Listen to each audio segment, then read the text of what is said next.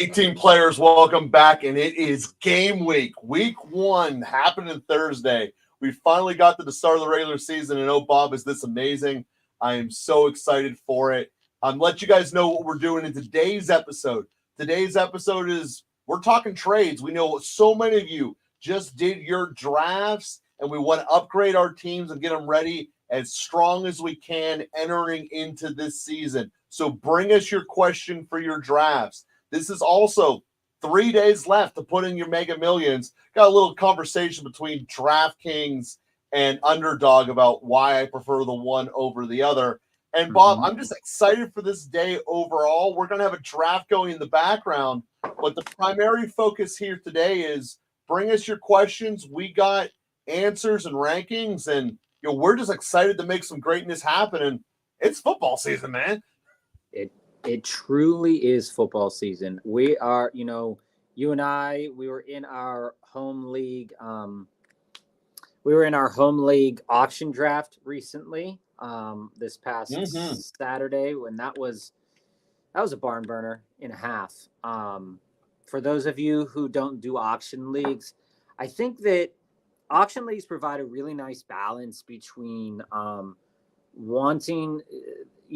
There's a lot to say about auction leagues, but there's many approaches that you can go through with it. And depending on your budget, it's really nice that you have a chance at almost every player, unless you have a keeper league like we do, that you realistically, you can make the team that you want, and you don't really have to, if you want to spend 60 on a guy or 70 on a guy and your budget is like 200 or whatever, just you go after the players that you want. And, Joe can say this about both of our teams. We went after a lot of players that we wanted. Some players we didn't get because we didn't want to go as high as some of the other teams did. But again, some of us should have, but it is what it is. George here. Welcome, George. It's good to have you back. Love you, George. Hey guys, yesterday was my draft. I got the 12th pick. Can I tell you my team? Absolutely, George. Hell yeah, George, let's hear it. It's that team. We want to know who you got. But I think the best part of this auction draft is something that actually floored Joe, and I don't think Joe believed that I did it, because it's a player that's a little bit down on our rankings, but in most of the circles it's really high. I ended up going out there and getting Bijan, and you did through a wild trade. It was a wild trade. But basically, Bijan was a player that I did want. But the way our auction league works was, if I wanted Bijan at the next level, I would have to spend a little bit more than I wanted. So what I did was I went after two guys and kicked a little bit of dollars and cents back on the back end. And I got them for cheaper than I would have had by a couple dollars on the if I would have bet them up on the next wager in our Trade Mastery is what it was. So George, 12-team non-PPR, Kyler Murray, Barkley, Gibbs, Moore, Waddle, Kittle, Flex, Javonte, Sanders, and Cowboys. Even when you consider this as a non-PPR, Standard league, there's some power there. This is an absolutely a really good team to have, and for a couple reasons here, is that Kyler Murray, for most fantasy circles, has been, when he's healthy, one of the top 3 to 4 fantasy quarterbacks in a given week. And he definitely has, in our rankings, Joe, he has one of those from our rankings last week that we put out. He could end up anywhere in a given week from like 7 to 3 to 2.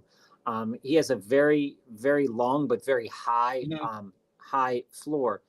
And when you have Barkley there, George, and Barkley and Gibbs, what I like, you've been watching for a while, so that our rankings tell us one thing about Barkley, but also, the data is showing that he is going to get a decent amount of volume, but we just don't know where that volume is going to come at. Is he going to come between the 20s, or is it going to come in the red zone?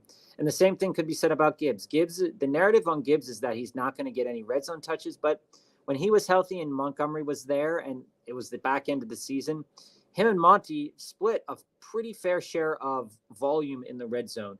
And so he's going to get his. And Joe and I, before we came on air, we were talking about a guy like Amon-Ra St. Brown, and, in terms of like DFS stacking and things, and that, these two guys, Barkley and Gibbs, are going to get theirs. They're not going to. I mean, they're not going to not unless they're not healthy.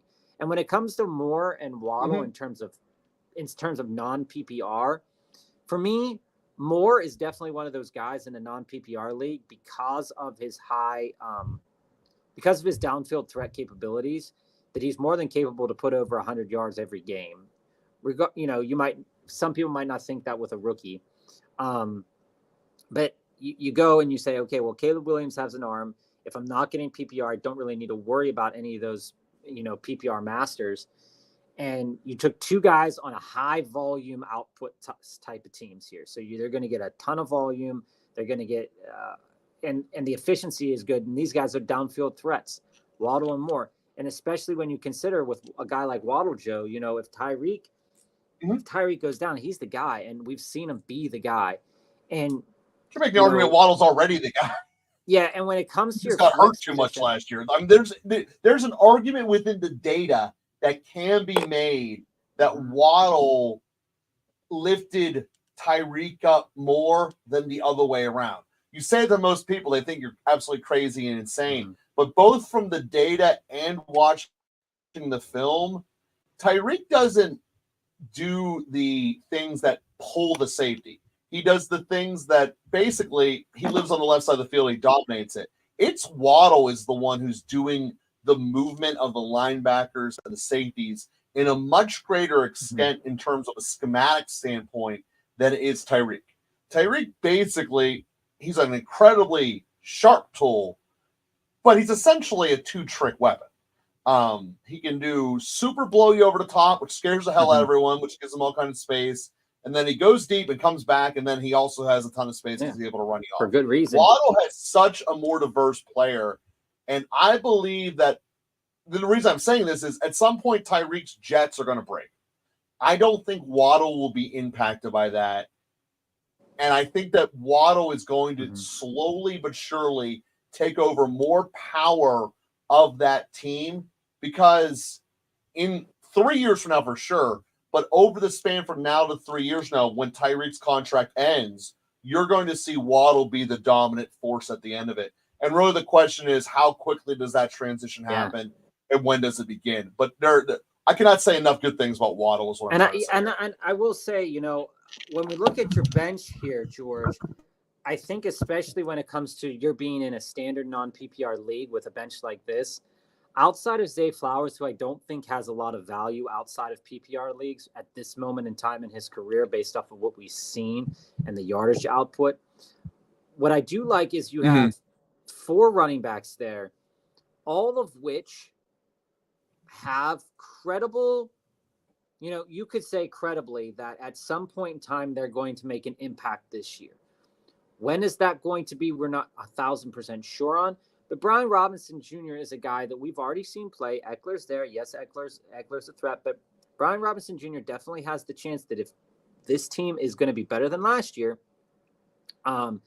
if they're going to be better than last year, he's going to get in the end zone a decent amount.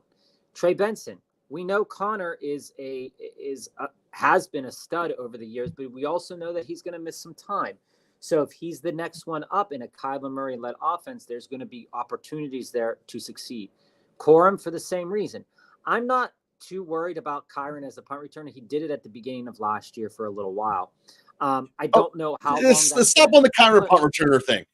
The Rams have the lowest percentage of returned kicks of any team in the last 10 years. They fair catch everything. He's not going to get hit. It doesn't matter. It's not really a concern so much, but Corum, to the degree that Kyron has gotten injured in the past, that could be definitely a boon. And Jalen Wright is going to be used. When it comes to your wide receivers, I think Brian Thomas Jr., and Joe, we've talked about this before, but I think Brian Thomas Jr. is going to get his plenty of the target share.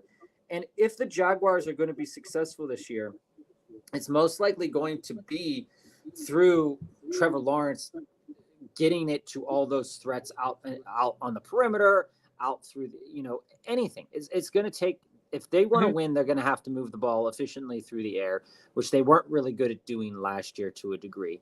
And to the degree that that's true, Brian Thomas is definitely the guy, I think. And the stats do kind of back it up here, is that Kirk will still get a lot of reps. But when we look at, is this guy a credible threat downfield to get 100 yards in a non-PPR league on a weekly basis? Brian Thomas Jr. fits that bill because Trevor Lawrence can't throw. And, Calvin Ridley did do that a couple of games last year, right? So Brian Thomas is definitely a credible threat. And paired with the guys that you have ahead of him on a weekly basis, I think this team is solid. I'm not a huge Javonte guy. I think that your flex is going to be a question mark on a week-to-week basis based upon matchups. I think Javonte is perfectly fine to start in the flex week 1, but I think eventually. See, I think Javonte has potential, though, dude. If Javonte shows he can catch the ball, there is just so much potential with Captain Checkdown as his coach that But again, it's not a PPR league. He could be Kamara. But it's not a PPR league. So Kamara's value does dip in a PPR league. That's true, but yardage is yardage. And if you're getting the ball 20 times a game, that's still how you win as a running back. If his yardage totals dip, if his yardage totals go up for Javonte and he's healthy the full year, you'll definitely be starting him more so. But I think that more often than not, that if I were to look at this team, I would definitely take Brian Robinson in the flex a decent amount of times because he does get he does get a decent amount of volume. At least got it last year. And then Brian Thomas Jr. would probably be my second on a weekly basis to get in the flex. Again, injuries happen, and you're right.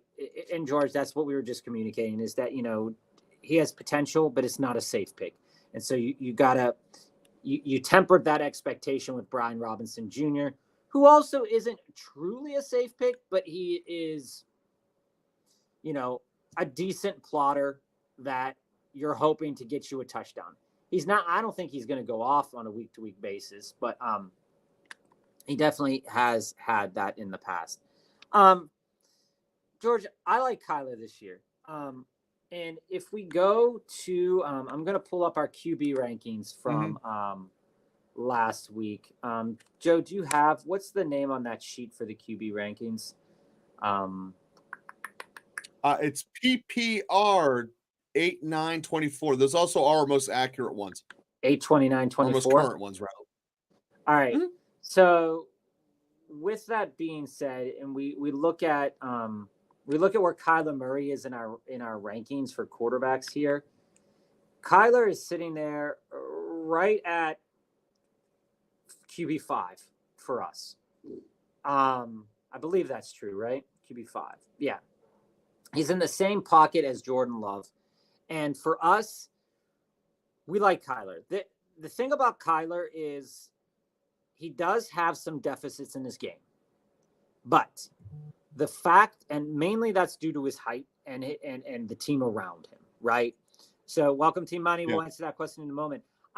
So when it comes to his height and just the protection schemes that will be in place to protect Kyler is a wizard.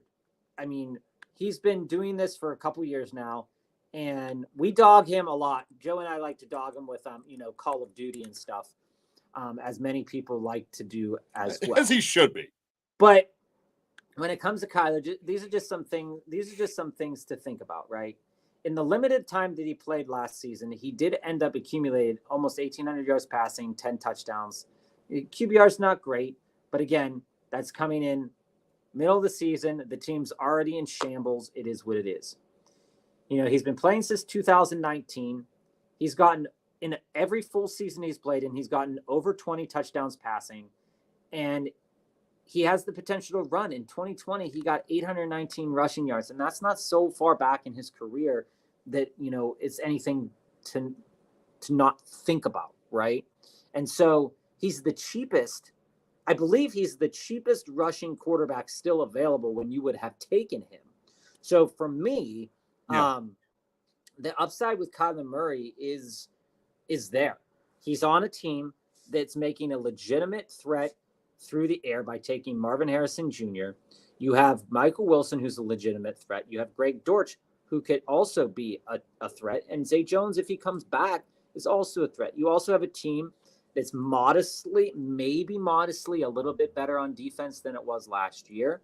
They've been through turmoil on the coaching staff. So for me, Kyler and Jordan Love for me, and we were talking about this last week, Joe, those are always must buys. I have a share of Kyler and a share of Jordan Love in both of my leagues that I'm in, home league. Oh, Trey McBride. Yeah, I forgot about Trey McBride. Definitely another credible weapon when you can use your tight end. And then, James Conner's still there. Trey Benson's still there. I love Kyler Murray. T-Money, 10-man PPR, AR-15, CMC, Connor. How could you not love CMC? London, Ayuk, Laporta, Cooper, Worthy. Someone had the first pick. Would you trade Laporta, London, and Connor? Ooh. Put the trade up. For Kenny Walker, Jake Ferguson. No. And AJ Brown. I wouldn't. No, because Laporta gives you such a freaky differentiation. You don't want to let that walk off your roster. Laporta gives you the opportunity to win everything. Now, granted, AJ Brown is the second best player in that trade, and Walker and Kenny Walker, kind of a push. I could see the appeal of it, and it's probably deemed a fair-ish trade. I bet this is one that like ESPN is recommending. I personally just want to pull the trigger. I get that Laporta came out today in the press conference saying that he's got a hammy, but it's not looking like it's going to be anything that's hurting his 6 score that we need to put flags on him for season-long action.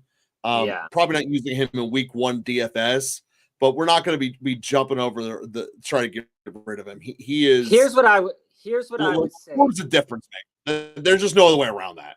T-Money, here's what I would say. I think in this trade, you're definitely getting 2 players, one of which has a good degree of upside in a new offense in Ken Walker. I do like Ken Walker this year.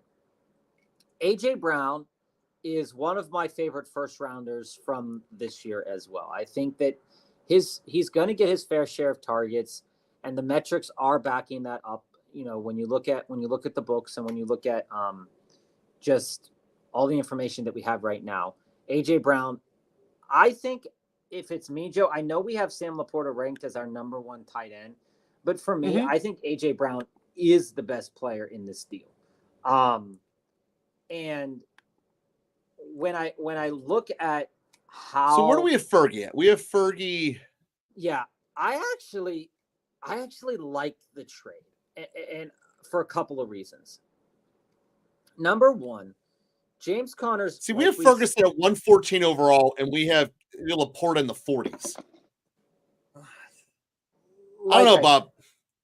I understand AJ Brown. AJ Brown's amazing. AJ Brown's certainly a top receiver. Right. But we're looking at the totality of this, Joe. So here's where I'm coming from on this team. I also do like getting rid of London too. Bob, you might be talking me into this. This is where I do like getting rid of London. Is that right now, Vegas and the markets are not super high on the Falcons.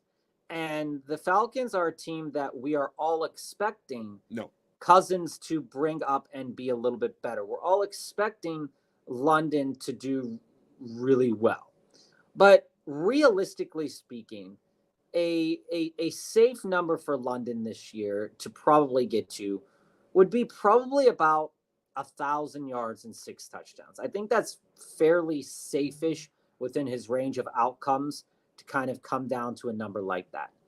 AJ Brown is going to be on one of the better offenses in the league. And yes, he did start to get worse as the season went on last year, right?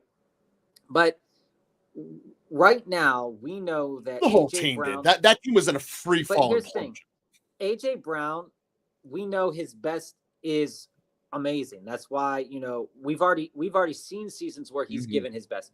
We haven't seen London do that yet. And the other thing to note is about this is that it's true. Connor and K9, like Joe said, variably on a week-to-week basis, you're probably going to get similar production from them on a week-to-week basis. So it's not really something I'm like super concerned about in terms of that. You already have Christian McCaffrey there, which is going to carry a lot of production for your team as well. But when it comes, I'm not comparing this in terms of, I think you're taking a huge jump from London to AJ Brown. And to the degree that you were, and George said this too, is that Ferguson is target number 2 theoretically in Dallas. Cooks is still there. Well, they both are. That's the joy of these two Cooks tight ends. Cooks is going to be productive. But as we've communicated, is that Laporta had a fantastic season, and he's a no-brainer number 1 tight end right now. However, we said this on a couple episodes back, is that if you're taking Laporta, and you took him probably at value there, when you take Laporta, there's not much more room in Jared Goff's numbers to get more touchdowns. Okay. So there's not much more room in Jared Goff's numbers actually to improve on the yardage totals very much. So if you look at the history of Jared Goff, you're going to see a guy who's perfectly capable of throwing 35 touchdowns, but everybody's expecting him to regress to about 26, 27 touchdowns, something in that range. When you look at that, and then you look at the crazy numbers that Sam Laporta put out, T-Money, and I'm just going to ESPN right now just to get the stats backed up, is that you're looking at a season of 86 receptions, 889 yards, and 10 touchdowns. He, physically speaking, I don't think that he can do much better than that in terms of touchdowns. And in order for that to go up in yardage, he's going to have to catch over 100 balls in order for that number to go upwards to 1,000, I think. So they used him really well last year. But I think he could replicate this sort of season, 86 receptions, 900 yards, 10 touchdowns. I think he could replicate it. But I also think that in the system that Ferguson is in, if we go and look at what Ferguson did last year, Ferguson went in, had 71 receptions, 761 yards, and 5 touchdowns. I think within Dallas's offense, there is room for Jake Ferguson to grow. I don't think there's room for Sam Laporta to grow based upon the numbers that Jared Goff is throwing out there. And you might disagree with me, Joe, here, but I think that I do. I think that, especially considering that Detroit is getting back Jameson Williams. We don't know what he's going to do. Probably not a lot of anything if he does, but we'll see. They also have Jahmyr Gibbs and David Montgomery to feed as well. But if you look at everything in Dallas, there's only 3 mouths to feed theoretically and statistically in that offense. And if we expect Dak to throw for over 3,000 yards and 30 touchdowns, which we do, some of those are going to go to Ferguson. And those yards are going to go to Ferguson. So I think it's more likely that by the end of the year that I think Sam Laporta has a better chance to be the number 1 overall tight end. But I think he's going to produce a similar season and not be any higher than he is right now. And that's kind of just looking at Jared Goff as a player and looking at the guys that they have behind him. If Jared Goff were to go down, there's just not a lot of – there's room for lateral growth, but I think in terms of production, that in terms of tight end production, that unless they're really dink and dunk tight ends, you're not getting more yardage. If you get 15 touchdowns, you're probably not getting 1,000 yards if you're a tight end. That's just my personal opinion based off what we've seen from tight ends in the past.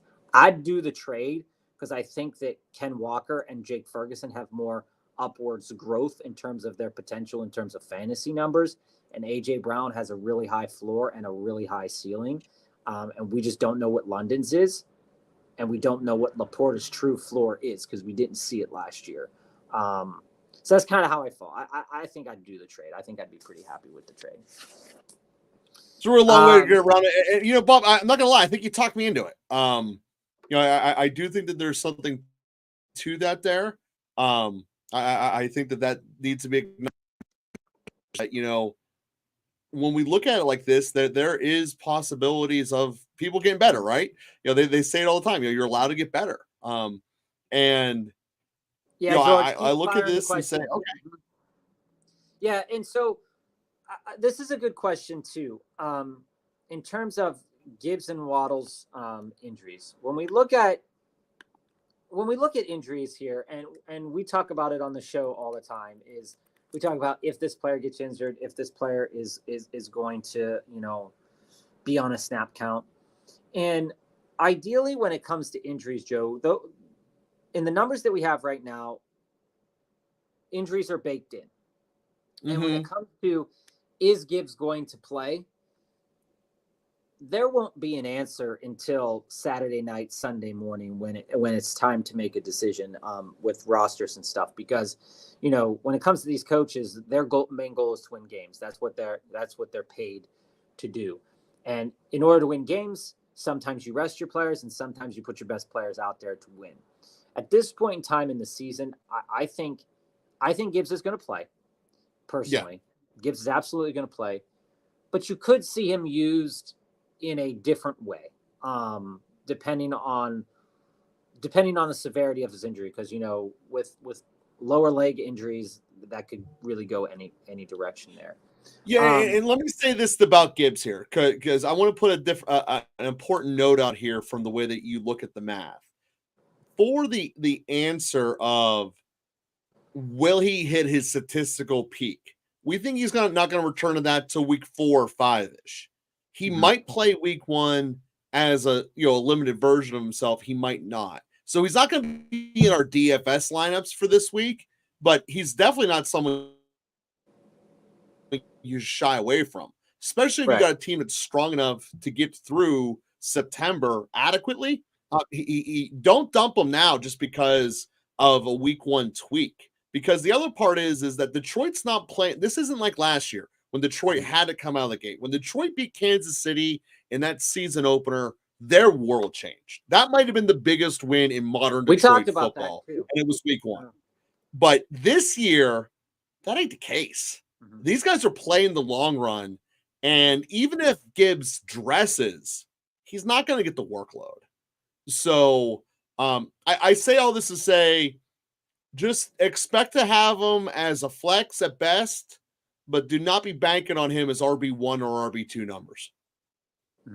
Yeah, I think it's fairly promising that they come out, if they're practicing, they're out on the field, there's going to be limitations because players, their lives are depending on it, their salaries depending on it, and when it comes to an injury like Waddle, Waddle also has been injured all summer, but that's something that we know Waddle gets. We know that if we're drafting Waddle, he is a guy that can get injured. Miami does. And was injured in the past. But when we look at these two injuries, they don't worry me much. But I also, like Joe said, I wouldn't expect them to be performing at their best. So if you drafted them, they are your best players, so you start them.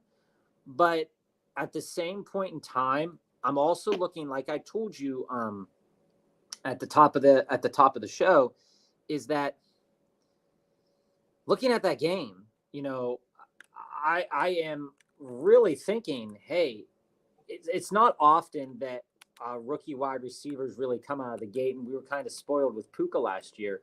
But I'm really interested in Brian Thomas this week.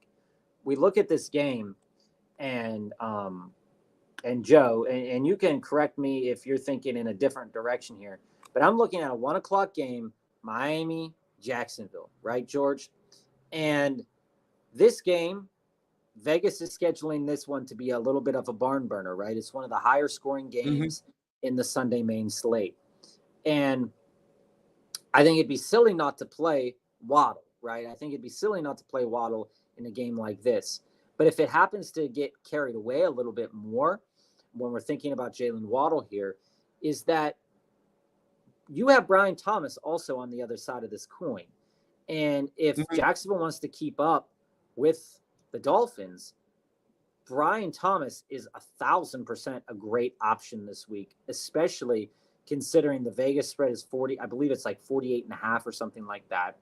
The over under. Yeah. This So is gonna I be disagree. I like the concept you're going with, Bob. I just disagree with the weapon.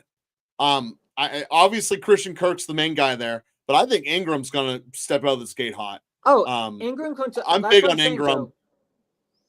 I'm not disagreeing with you. I'm completely on your side with a guy like Ingram being a veteran showing up week one, because the precedent of a rookie in week one isn't quite a norm as it was with a guy like Puka like last year.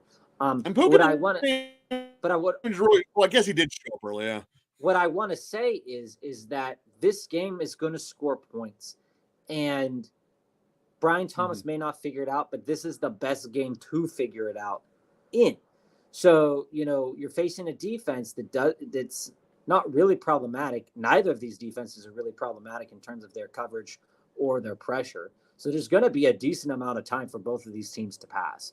So if it were me and I'm building a DFS lineup, and we're going to talk about this later, this is one of those games that I would target the stack 3 versus 1 on the other side. And I think it's something that you can think about playing with. But in terms of what you're doing, George, I think that Waddle and Gibbs are completely fine.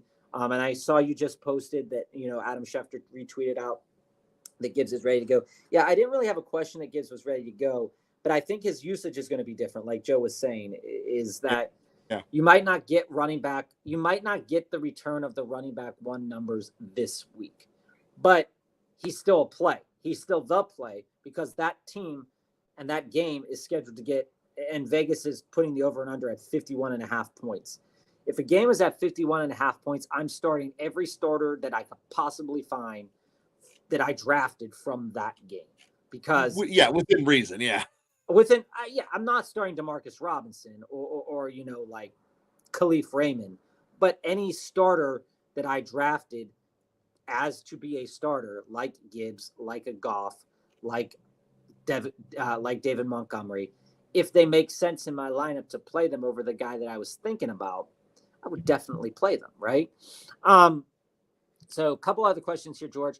In terms of the Chicago wide receiver situation here, do we think that Allen and Odunze could take a lot of targets to more and be more volatile? Yeah. A couple months back, when we learned that Odunze was getting drafted to the Bears, and we learned that Keenan Allen went to the Bears, this is definitely a concern, right? It's definitely a concern for DJ Moore's overall numbers. And one of the things, though, that we know is that Caleb Williams does continue to like to pass the ball. He also can rush the ball. So when we think about this wide receiver room, Joe, and you can also talk about this too. Last year, DJ Moore had 136 targets. And when we look at rookie quarterbacks, let's say we go to one of the best passers that's currently in the NFL, in Patrick Mahomes, and we come out and we look at Patrick Mahomes' rookie numbers, right? And this is on a team that I believe the team had Tyreek Hill on it, right? And we go to his true rookie season. We're not going to go to his true rookie season, but we're going to go to his first season where he played a full season. He had 383 completions and 580 attempts. Okay. And, statistically speaking, I don't think Caleb Williams is going to be anything like Patrick Mahomes. But when we look at that as a high rookie ceiling, is 580 attempts, right, Joe? And then we go and we might normalize a rookie season. Maybe a rookie quarterback maybe only throws the ball 250 times, 300 times, something like that, right? And you're thinking about a quarterback now in Caleb Williams that has the potential to get like 3,000, maybe 3,500 yards passing, maybe about 20 to 25 touchdowns in terms of the season, right? You now have 3 wide receivers that are there. You have about 3 wide receivers that are there that based upon their projections, many people are projecting DJ Moore to be an 1,100 to 1,300 yard wide receiver, and Rome Odunze somewhere between 700 to 1,000. And a lot of people have, in terms of Keenan Allen, is that he might not have the chops right now in his career to handle all this cold weather, handle all this stuff, playing in the West Coast this whole time, that he might be the odd man out. I think that DJ Moore is going to be fine, because when you think about this team from a perspective, is that DJ Moore's role is going to be quite different than Keenan Allen's role and quite different than Rome Odunze's role. They don't share the same role. Although they profile as similar players, you're not going to see a phasing out of DJ Moore. But it's definitely, when you look at the totality of a season, it's definitely something to consider, because DJ Moore's games, especially last year with Fields, the points came plenty, right? But also, we're looking at a guy who was the only credible threat on that offense for a decent part of the season. So I look at it and I think, I don't think that he's going to have any games that's like 25 yards. I don't think that's going to happen like he had last year. But I think a modest game for DJ Moore this year will be like 4 receptions, 50 yards. And you'll probably see his Vegas line be somewhere close to that fairly often, like 50 yards, 68 yards, something in that range. Especially considering that he could top out at 230. I don't think he's going to do that this year. But I think I think having those wide receivers around him, Joe, is actually going to help him a little bit more, because he doesn't have to do it all by himself. And he had to do it by himself his whole career, essentially, when it comes to wide receiver situations that he was in. So I think they're going to take targets from him. No doubt about it. No doubt about it. But Caleb Williams is probably going to throw the ball, 300 to 400 times this year. And especially if they want to win, they're going to have to throw the ball. So you figure, DJ Moore had 136 targets. It's not out of the realm of possibility for them to split, for Keenan Allen, Cole Kmet, and the rest of and Rome Odunze and the rest of them to split those other 250 or so targets amongst themselves. And even if he regresses a little bit, and let's say he gets maybe only 100 targets and 70 catches, he's still probably, the way he's used, he's still probably going to top out at 1,100 yards and probably between 6 to 9 touchdowns. So I think that a guy like DJ Moore is a little bit overvalued when we drafted him, right? I wouldn't have wanted to draft DJ Moore in that range, but if I ended up getting him a little bit later, I think he's one of those guys that's definitely in for a pretty good season, because this is arguably his best quarterback that he's seen that's an actual quarterback and doesn't project as a rusher only, right, Joe? So yeah, so you're right on a lot of that. First, I do think there's a good chance that you're buying DJ Moore at his final ADP was off of last year's production. That was probably his peak. I am not on the bus with you, though, that Odunze is going to be the second most valuable receiver in a PPR setting on Chicago. Well, I just want to be clear. Allen is ahead of Odunze. That being said, this is a statement to elsewhere in fantasy football. I do believe Odunze is more spectacular and going to be a better receiver than Neighbors, but that's a side story. So well, you're right, Bob. Chicago is a very interesting team overall, because on paper, they now have an incredibly full docket of skill players. Those 3 receivers are all talented. People are talking about taking on the bat as one of the best 3 receiver combos in the league. All right. We saw whenever Cole Kmet is on, he has been able to produce. And then they got a pass catching back in Swift. So there is only so much the ball to go around. And there is also a factor that rookie quarterbacks, granted, the first pick overall is sometimes a little bit better than this, but granted, rookie quarterbacks tend to play more conservatively. That coach in Chicago, in Eberflus, is a very conservative coach. And this is not just letting him race with it like they did at Florida State back in the day with Jameis Winston. So I believe overall, Chicago is going to play a very scared version of football because Eberflus has always played a very scared version of football. He did it with Fields, reluctant to let him take the wheels off till literally getting called out on Thursday Night Football until Fields was actually allowed to play. Chicago is a team that people are obsessed with and they're into. Sure, they were on Hard Knocks. They got publicity. Chicago is not going to be an over 500 team, and they're going to be one of these teams that sees Eberflus not make it to January, and they're going to have a reboot. If you're in a dynasty league, queue up Moore, queue up Odunze. If you're paying at actual value, light your team on fire if you want more. And to the point here too, just to end on the point on the receivers here situation here, George, is that we look at a guy, and you know, this is not a common thing for rookie quarterbacks so much as you look at C.J. Stroud, right? C.J. Stroud has had almost 500 pass attempts last year, 499 pass attempts, and he was over at 4,000 yards. So take that as a potential ceiling for Caleb Williams with 23 touchdowns, 499 attempts, and 319 completions. Take that as a possible ceiling for Caleb Williams and this room of wide receivers. But just understand that, you know, tempering that expectation is that CJ Stroud, when the elements, you know, as the season went on last year, he's playing in the South, and, you know, they're playing games in domes or not weather dependent. Caleb Williams is going to be playing in Chicago and in the North, potentially in domes as well. So it's just something to keep in mind as well. Coming in here too, George, is from the rookie running backs. This is a good question. Trey Benson, Corum, and Jalen Wright. Who do you guys think has more upside? Okay, so here's where I fall on these three players. I'm just going to lay it out there on the table about all three of these.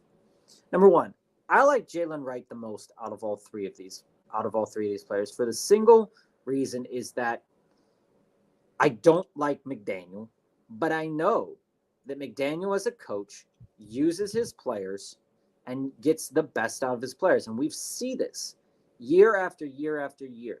I did not agree with McDaniel when he put Tua in a couple games after having 2 concussions.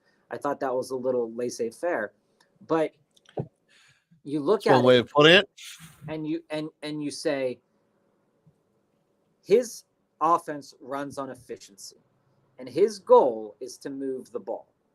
Which one of these three players do I think has standalone value right now with upside? It's Jalen Wright. We saw Devin Achane get hurt last year, and Mostert's role is Mostert's role. That is a completely different role than Achane. The role that Jalen Wright looks like he fits right now is into that Devin Achane role. So if Devin Achane is to get hurt, Jalen Wright, I think, will step in almost immediately into that role. Granted, will he do as good? I don't know. But when you look at on paper how this team is built, they're built to be extremely efficient. So if I'm looking at one of these rookie running backs, and maybe I'm targeting him in a trade, prior to the season starts, I like the standalone value of Jalen Wright as a possible flex or an RB3 in a deeper league today, right? Especially in the game that they're going to play. That could be a boat race, and it could be something where you want to own this guy. The next one that I have is Corum. Corum, out of these three players, I think has the next value. Yes, the coaching staff up there likes to only have one running back, likes to only use one running back. Mm-hmm. But we've seen Corum in college, Joe, and this guy's a talent, right? Is there a chance he's the most talented back on that team? I think so. I do think so. And I think that Corum, when we look at Kyron and we say, okay, Kyron came out of the woodwork, you're going to ride that guy until you don't have to pay him anymore, and then run it through the wind. But again, this is a team that is built to win, right? They want to win. So if Corum gives them the best chance to do that, then they're gonna do that, right? But Kyron last year was nagged by a bunch of little things that were getting in his way, and he only played 12 games. So this is a guy in his career, 10 games, year one. Obviously, not anything that I'm concerned about year one, but year two, 12 games. Is that going to repeat itself this year? If it does, then it's Blake Corum's season, right? Blake Corum will step into that role. We don't know if he's going to do what we think he's going to do. That's why he's getting drafted so late. But I think he can step in there and make a big impact this year, depending on if Kyron goes down or not. His role is dependent for me on the health of other players, whereas Jalen Wright's role, I think he's going to have a role in that offense regardless of player health. Because, I mean, you got to consider this. I mean, Mike McDaniel is threatening us with using Jeff Wilson, right? So, like, come on. Like, I mean, I've seen Jeff Wilson in a game sooner than I've seen some guys, and that's preposterous. But you look at Trey Benson, then he's the third one up for me, because when I look at where this just in general, where this Arizona offense is that the Arizona offense looks much different with Kyler Murray, and everything through camp was saying that, Trey Benson was, and camp, the news that comes through camp needs to be looked at, because a couple years back they were saying Jamar Chase had like hands like feet, and that was simply just egregiously inaccurate. And I was actually messing with Joe, and I was like, oh man, you drafted the guy. They didn't even say he has lead hands. He can't even catch anything. Turned out, he didn't have the little white spiral. He couldn't see the ball.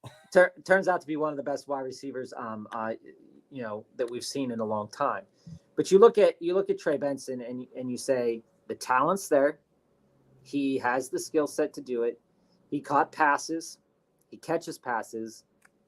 He's going to be a solid backup. And we know that James Conner is definitively going to miss games this year, because he's another year older, 29, but he feels like an old 29, Joe. And I don't know how you feel about that.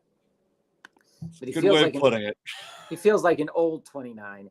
And for me, the way I'd order that would be exactly that way. I like Jalen Wright's standalone value, but in the event that an injury happens, which it will for those two other guys, the value on those two players is gonna, I mean, he's only played 15 games in a season one time in his career. So Trey Benson's gonna play, Corum is gonna play. Jalen Wright has the standalone value. I think that is close, but right now I'd take Jalen Wright. But I'd probably by like week 2 try to look and see if I could trade for one of those guys with maybe a piece on my team that I didn't believe in so much over the totality of the season. And then here is another question. We have Javonte or Brian Robinson this week. Javonte. Yeah, I think when we look at the games that are happening here, we see that Denver is playing at the Seahawks, and that Brian Robinson, Washington's playing at Buccaneers. What's the spreads, or what's the over and unders in those games, Joe? Can you pull those up real quick? Here. Mm-hmm. Yeah, I think, again, this is another coming off an injury. Javonte Williams is coming off that season, getting back after a big injury. Says he's ready to go, best shape he's ever been in my life. More camp talk. And, he's an electric player. We've seen that happen in the past. But when we look at his the history of Javonte Williams here, 3 seasons, only, I don't know, man. Like I don't know how much Denver is going to be in that game, realistically. Well, they are a 6-point dog for a reason. Yeah, I don't know how long Denver. The over-under is only 42. And what's the over and under on the Commanders-Bucks game? Commanders-Bucks. Mm-hmm. They're at 1. Where the hell are they? Sorry for technical difficulties watching it. That's load. okay. I just want to know where they're at. They're not at 1. They're at 4. That is a 3-point spread in a higher over under of 44. Yeah. So for me, I think, okay, so Tampa Bay's defense last year kind of shocked me and surprised me. They were much better than I thought they were going to be, ended up making the playoffs. They're definitely going to get after Jaden Daniels. Levante David is one of the better premier linebackers, I think, in the league, despite his age, right? So when it comes to these two players specifically, I think that the game between the Bucks and the Commanders is going to be a little bit closer than the game between Seattle and the Broncos, because think of it this way. Seattle is bringing in a new coach. You know, this is a coach that coached a very high-powered offense in Washington. Washington Huskies, not, Washington Commanders. Mm-hmm. He's seeing, the quarterback that he basically faced on the other side a couple times this season in Bo Nix from Oregon. So he should be fairly familiar with what he's seen from Bo Nix, right? So he's going to have his team pretty prepared for what's going to happen in this game. And I don't think that a guy like Javonte, I don't think he's going to be like, there's probably going to be a bunch of rotational players here, but I'm scared. Mm-hmm. I'm absolutely scared for what's going to happen with Javonte in that game. Not saying he can't have a good game, but this is clearly one of those games where Javonte could do like 15 rushes, but only get about 30 yards. I'm not scared of Seattle's defense stopping the run. Sure there. The thing that we're going to see with this I'm initial more concerned about opportunities, Joe, is that, I don't know. Yeah, that's it. So well, I mean, that's also fair for opportunities on the other side. But the thing you're going to get with Javonte that is nice, and this is probably why I'm not playing him week 1, is you're going to find out immensely quick about whether or not he's going to be considered in that pass catching game. Because if he is, he's going to be slated in, the head of the coach here that, he's my next Kamara. But at the end of the day, if he's not, and if he's just a, only out there on first and second down, then he's going to be a bust. The good part about Denver is they're going to tell you this immediately because Sean Payton doesn't hide anything at all. He doesn't. Really, he doesn't. So I think that's one of the things to know about that. Ask me on Friday. Ask me on Friday how I feel again, because right now I'm leaning Brian Robinson, because I do think that game that there will be a lot more opportunities because, with the Buccaneers changing to a new coaching thing on offense with Dave Canales leaving, Baker Mayfield is susceptible to, turning the ball over. So is Geno Smith. The Broncos, can they force turnovers? Can the Commanders force turnovers? And the thing about the Buccaneers is that, with Rachaad White being fairly inefficient, if Baker Mayfield's not on his A game, the Commanders will have a decent amount of opportunities. With the Seahawks, I think to win that game, Grubb will probably just want to keep Bo Nix off the field as much as possible. And that could definitely be a Kenny Walker, Zach Charbonnet type of game in my mind. I don't think they're fearing Bo Nix at all. I think they're going to come through and realize Denver has one corner, and they're going to pick the thing up. The player I want from that game from Seattle is I want Najigba. Yeah, I was just going to say I think he's going to have himself a day. I think they're just going to keep dunking it to him over Alex Singleton and see what Singleton can do to stop him. It ain't going to be stopping Najigba. So hopefully that helps, George. Feel free to keep asking questions, because that's, makes me even think about my own lineup sometimes. Bronson here. Bronson said trade. And this is a two-parter, Joe. So Bronson has a lot of good players here. A lot of players that we like. Trade Debo and Waddle for CD. Might have to give Mahomes, though, but also get back Brock Purdy. It's a 2 QB league. My QBs right now are Mahomes, Tua, and Geno. Here's his also a 2 wide receiver, 3 flex league. We have Chase, Debo, Waddle, Terry McLaurin, Ladd McConkey, and Keon Coleman. Okay, I love that. So- I love Ladd and Keon at the end. So here's the Here- thing: I don't want to give up Mahomes for Purdy, because if you're getting rid of put the trade back up, Bob, real quick.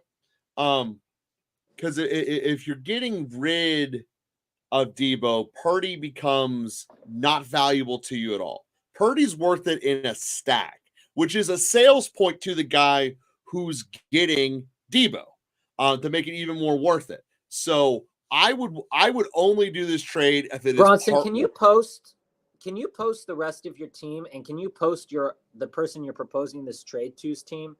If you could, let's work something out here, because I don't think that you're going to get that across We'll get to that where question, he's going to have George. to cut someone. But if he offered this to you, I would definitely consider it. But I do temper my expectations a little bit, because what I see in Debo and Waddle are two players that not only have, especially, and this is especially thinking about your league format here, is that you have 2 wide receivers and 3 flexes, so 5 players here. Usually I'd like to flex a high volume running back as well. So I like to try to get those high volume running backs. That's why I want you to post the rest of your team if you can, Bronson. But what it looks like here is that if you're a 2 wide receiver, 3 flex team, that you might be starting most of the players you just listed here.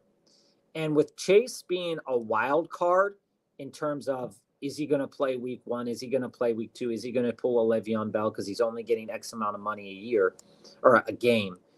Is he going to do it? I think Chase is, and Joe will tell you this over and over again, I think Chase is a supreme talent level, but he's got to be on the field to get that done. And his quarterback has to be healthy, and he has to be healthy. I have a couple shares of Chase in our Best Ball Mania leagues and stuff. But I think you're making yourself thin. I think you're making yourself fairly thin. What did he change it to? T-Money. So I think he's making it. I think your team would be fairly thin if you traded away Debo and Waddle for CD, especially in the format that you're in. I would try post your team, post his team. We'll try to work up another trade on the market, Bronson. We'll definitely try to work up another trade there. So T-Money, before we get to George's question here. So Bronson, definitely post your lineup and your opponents who you're thinking this trade. We'll try to come up with something good for you and for your team. So he wants Ayuk, Laporta, London, and Connor. For Jacobs, AJ Brown, Jake Ferguson, and Fort. See, I don't think that needs to be done. That's crazy to me. Ayuk. It's trying to balance out positions way too hard. Yeah, there's definitely, you also have Palmer on the bench, Polk, and the rookie from the Colts. Yeah. See, I'm not doing this version of it. I like the version before. Yeah. I don't like this version throwing Ayuk in it. I definitely, the trade that you posted earlier with K9, let's pull that up for the audience to see. This trade is definitely, I would do this trade. I would do that 1,000%. Where you get K9 and Ferguson and AJ. Now, I don't do this one. This one I don't do at all, because you're giving up. So here's how to look at this. Like Ayuk last year, every year he starts to come up a little bit more. He starts to work his way out of the woodwork. He's on par with AJ Brown, right? In terms of our rankings. Yeah. Laporta is ahead of Ferguson. Jacobs is below Connor, and so is Ford. You're losing at almost every single win spot. And just because you're getting volume doesn't make it worth it. Yeah. You can't play the volume anyway. I don't want, okay, so this is how Joe and I fall. We're not on we're not on Jacobs this year. And many other content creators will tell you very similarly that we are not about running backs moving teams, and especially inefficient running backs moving teams. Especially inefficient running backs moving teams to a heavy passing offense. They say they're not going to be as heavy passing as they were last year, but again, coach speak, right? You're going to do what you can to win a game if you're an NFL coach. And if that means you have Jordan Love throwing the ball 30 times a game and you're running Josh Jacobs 15 times, then that's what you're going to do to win the game. So if Josh Jacobs doesn't give you the best chance to win the game, then he's not going to be in. I think, for my money, I'd rather have James Conner than Josh Jacobs. That might sound ludicrous to some people, but at their value, I'm not giving up. I'm basically, what this is to me is giving up Ayuk for Jacobs and Ford, and I don't like that. Ford's definitely going to have a decent enough. Ford's definitely going to have a decent enough run team money, but the thing is, and Bronson, we'll get to that in a moment. When we look at the scope of your lineup, right, what your team would look like after this trade would be Anthony Richardson, CMC. If you were to do that second trade, right, Anthony Richardson, CMC, and then you would have Jacobs, then A.J. Brown, then you would have to slide Cooper over into your starting wide receiver 2, then Laporta, and then Ford, or not Laporta, then Ferguson, then Ford and Worthy, and I don't think you've made yourself a stronger team. One of the things that Joe and I are big proponents of is, don't do the trade because you feel like nobody else is trading with you, right? Your players are like, your team right now as it is could win a week 1 matchup, right? Depending on how everything shakes down. If you did the first trade and you proposition said, hey, this is why I want you to take this trade, I definitely wouldn't do this. George agrees. Joe and I agree. Don't do this version of the trade at all. We'll get to your question about Zay after we answer a couple of these questions here down here. Hey, Incognito, welcome. We're going to get to Bronson's question here, and then we'll hop into Incognito and then George's. My team is running backs. So Bronson had Jacobs, Zeke, Bigsby, Mason, Kelsey, Goddard. His team had Burrow and Purdy, Cook, Kyron, Pacheco, Javonte, CD, Mike Evans, Devonta Smith, JSN, and Sutton. I can maybe ask for Burrow instead of Purdy and tell him he'd be stacking Purdy with Debo, while I stack Chase with Burrow and keep my Kelsey Mahomes stack also. I think that's a better way to approach this trade, Bronson. It is. If you wanted, if you do absolutely want to target, because here's the thing, and Joe and I will tell you this straight up, is that Chase is ranked a little bit lower for us than Debo is, right? And CD is absolutely our number 1 wide receiver. So any chance you have of getting the number 1 wide receiver is definitely a boon to your favor. With your lineup the way it is, I just question giving up those 2 valuable wide receivers, especially seeing your running backs, right? Is that Keon Coleman definitely can turn off. We both believe in Keon Coleman this year. We both believe in Ladd McConkey this year. But it's definitely putting you at a deficit in terms of your wide receiver room, because you really, when it comes to your flexes, you're going to be flexing a wide receiver because I don't think you're going to want to flex Bigsby or Jordan Mason yet in the year, right? So for me, if I wanted to do the trade, I would shoot to get Burrow back, and I'd say, give me Burrow and CD, and I will give you Debo and Waddle. See if he does that. I think he might not. He might not do that yet. So I don't think you need to make the trade. That's kind of where I'm at on that. But if you did, I like trying to put in there the Burrow. And I think Joe would feel the same way here. I think this might be one of these situations. It's better not to just don't take it.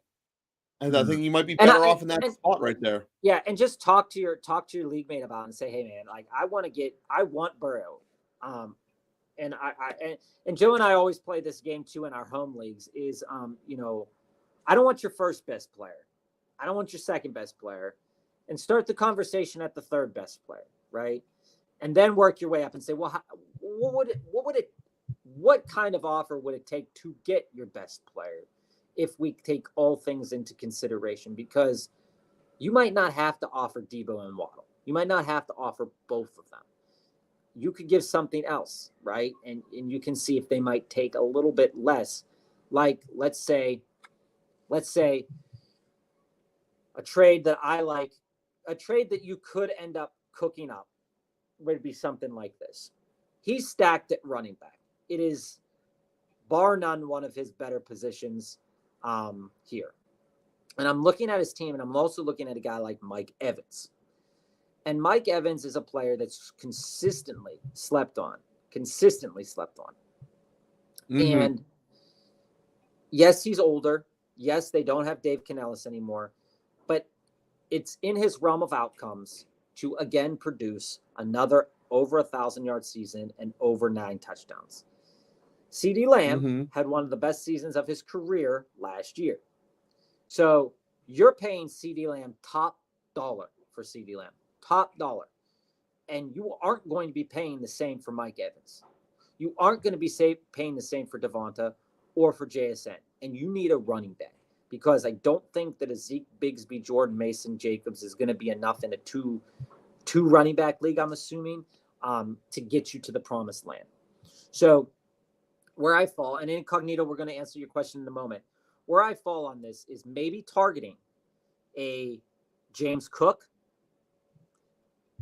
the Javonte, like we were talking about with George, and pairing him up with a Mike Evans if you wanted to get a trade done, and saying, hey, I'm looking at your team, and I'm looking at Burrow, James Cook, and Mike Evans. Those are the 3 players that I'm interested in.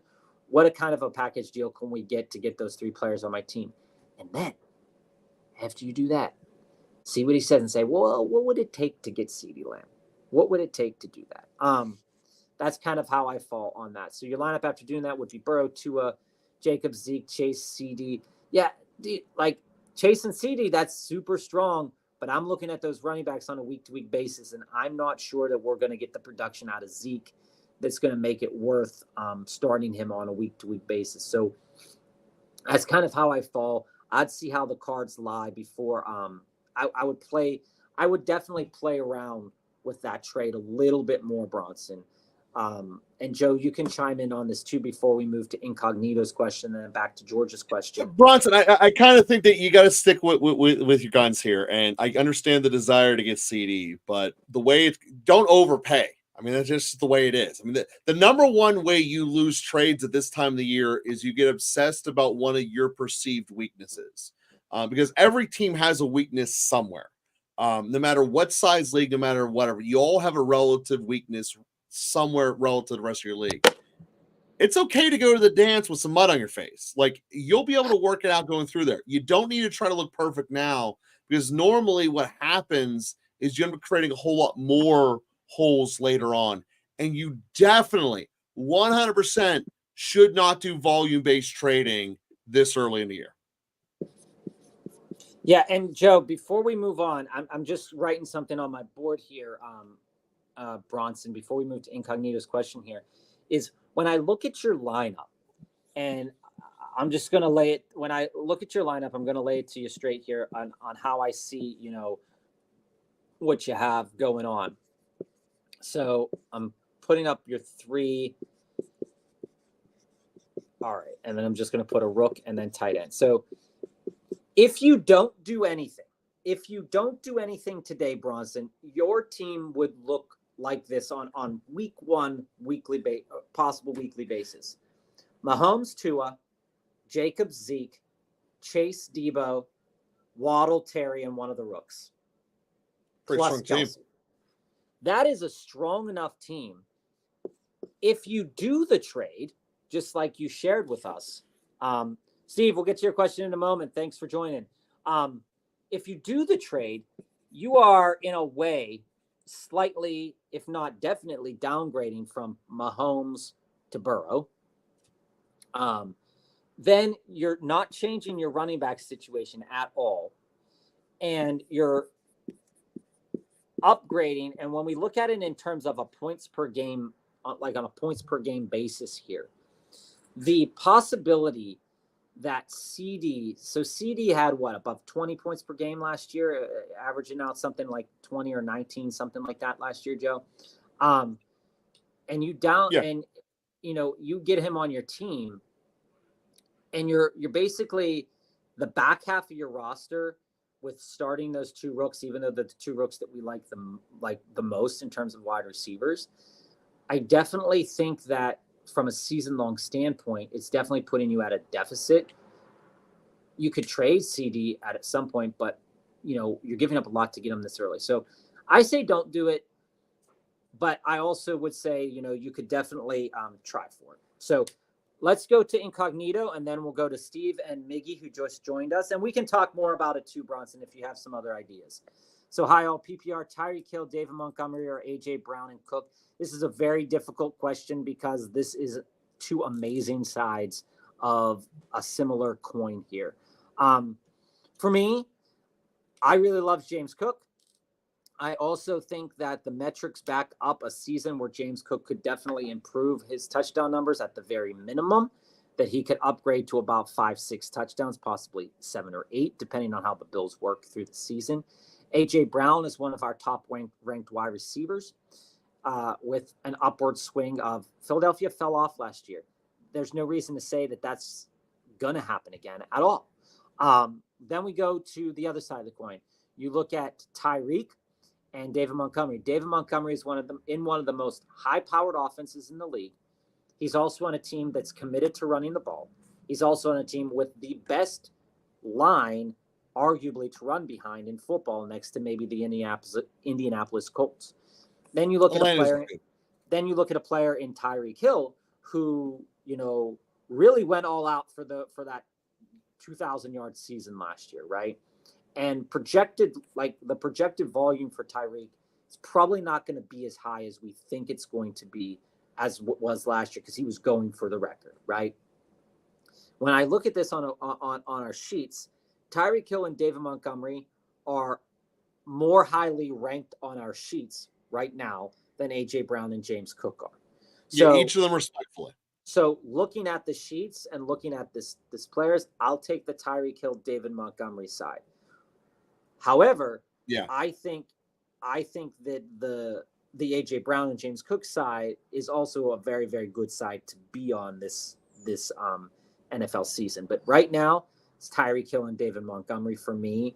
But like I said, I think for me, it could float either way, because these are both really, it's pretty even. No, it is even, but at the end of the day, you go by the numbers, and the numbers are Tyreek is ahead of Brown, and Monty is ahead of Cooks. That's kind of the way it is. So, Steve, Zamir White, Amari Cooper, or Ford in the flex, half-point PPR. So, where I definitely fall on this side of the coin is on Ford, and here's why. Dallas's defense is one of those weird defenses that last year there were certain games where you're like, how in the world did they let that happen? And then other games where they were like, okay, yeah, we know how to play football still. And the Packers put up 48 points on them, the Lions 19, the Dolphins 22, the Bills put 31. Seattle scored 35 on that weird game. Was that a Thursday night game? Cleveland's going to get Deshaun Watson back up to speed. And week 4 is the suspected potential return of Nick Chubb. So I think that before Nick Chubb were to come back, they're going to want to see what kind of chops Jerome Ford definitely has in the scope of what they can do with him the full season. And respectively, he's the only show in town in terms of the run game. You could say Donta Foreman. You could say all of these other names, Pierre Strong, I do whatever. say Foreman. Realistically, he is the only show in town. And so when I look at it in terms of who I want, who has the best chance to succeed week 1, Amari Cooper is definitely going to be tied to Deshaun Watson all year. And that could be a handcuff for him, almost definitely. He's a strong player, and he's going to want to, when we take this from an emotional side, not a statistical side, he's going to want to perform to Dallas. That was his former team. He's going to want to do well. So there's a case that you can make for a narrative. But just looking at the numbers, we don't have enough data on Zamir White yet. I don't think for me to say that I would want to start Zamir White against the Chargers over Ford. What I will say though is that Raiders Chargers game, when I looked at the over and unders yesterday, I believe the over and under on that game was much less than the Cowboys and the Browns. Is that accurate, Joe? Is that still accurate? Yes. Okay. So if it were me, I would go with the game that's probably promised to be a little bit more scoring in it, and a game that's probably going to be a little bit more back and forth than people think, with the Cowboys and the Browns, with the Cowboys line being a little bit worse than it was off last season, and the Browns defense being a little bit better than we thought it would be. So in my opinion, I think Ford in the flex and a half PPR is definitely going to be a better play this week. But I think all of these are I think it's also kind of like a coin flip in my mind in terms of these three players. But I'm definitely going Ford, Joe. What do you think? Yeah, I mean, I think that when you look at this, we're just talking just week one, right? Yeah, just week one. Mm-hmm. I'm going Cooper. Okay. I'm going Cooper because at the end of the day, Cleveland is going to intentionally try to show that they did not mess up a quarterback.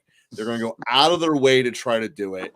And the best receiver is Cooper by a mile ahead of Judy. By a mile. So that's why I'm going Cooper. All right. Miggy. So Steve, two opinions there. Yeah, welcome to the show. Love to have you. Hey, also, guys, by the way, make sure you click subscribe. Get to see us all the time. So Miggy asks, would you trade Christian Kirk? And if so, what kind of value can I get for him? Okay. So here's where we land on Christian Kirk. Joe loves Christian Kirk. The stats that we have back up that Christian Kirk is going to have a pretty fair season. Right now, where we have him at in terms of value is we're looking at players of a similar vein. We have the Terry McLaurins, the T. Higginses, the Chris Godwins, the Amari Coopers, and the George Pickenses right around his same value level at this point in the season.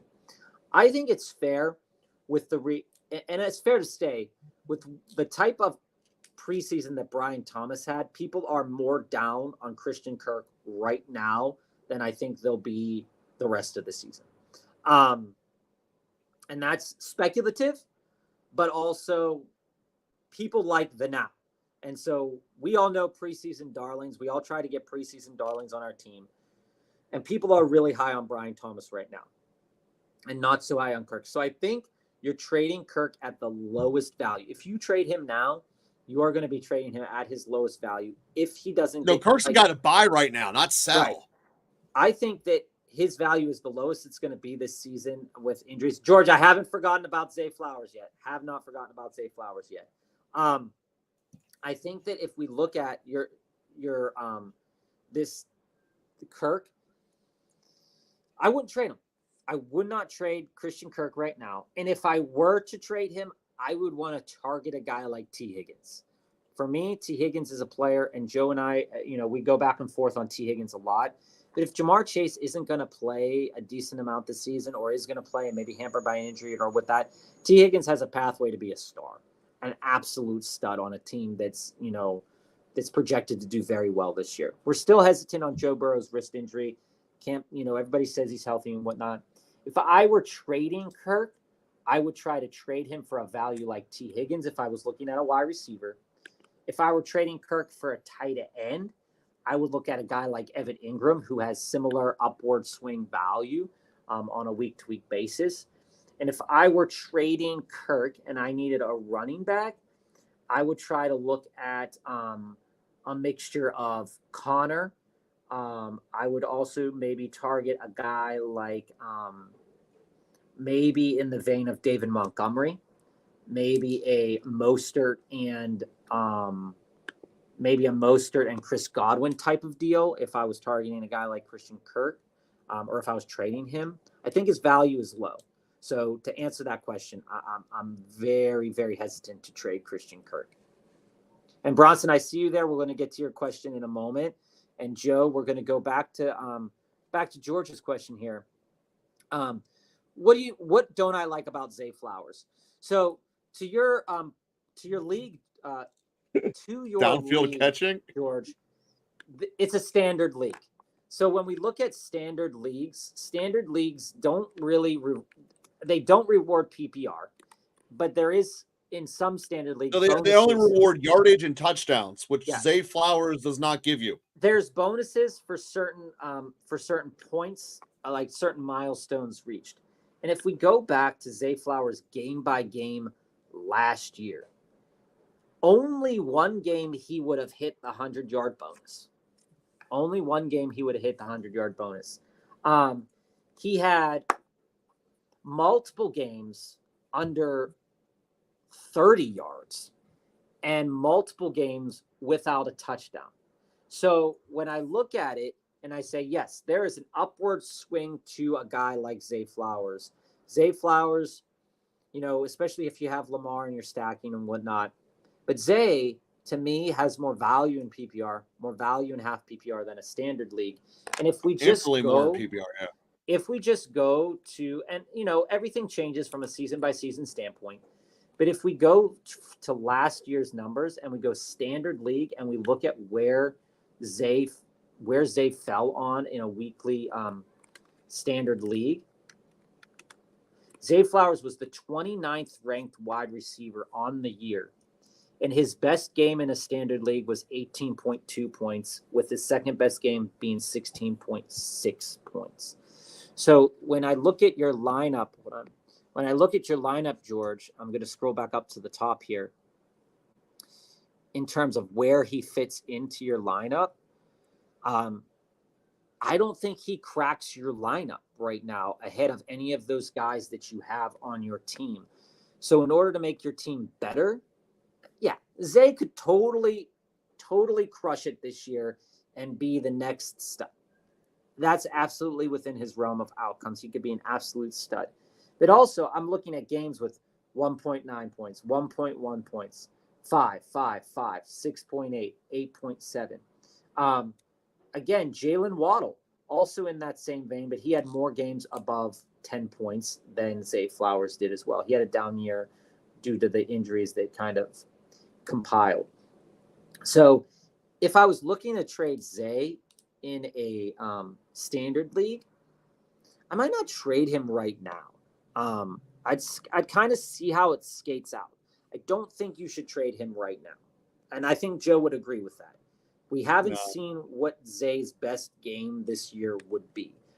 But if Zay happens to put together, and you're seeing it on a weekly basis, let's say, because your lineup's good enough that you don't have to start Zay right now. Well, here's the thing. When you watch Baltimore play on Thursday night, you will know immediately about whether you should trade Zay. And this is something I want you to focus on two things when watching Zay on Thursday night against Kansas City.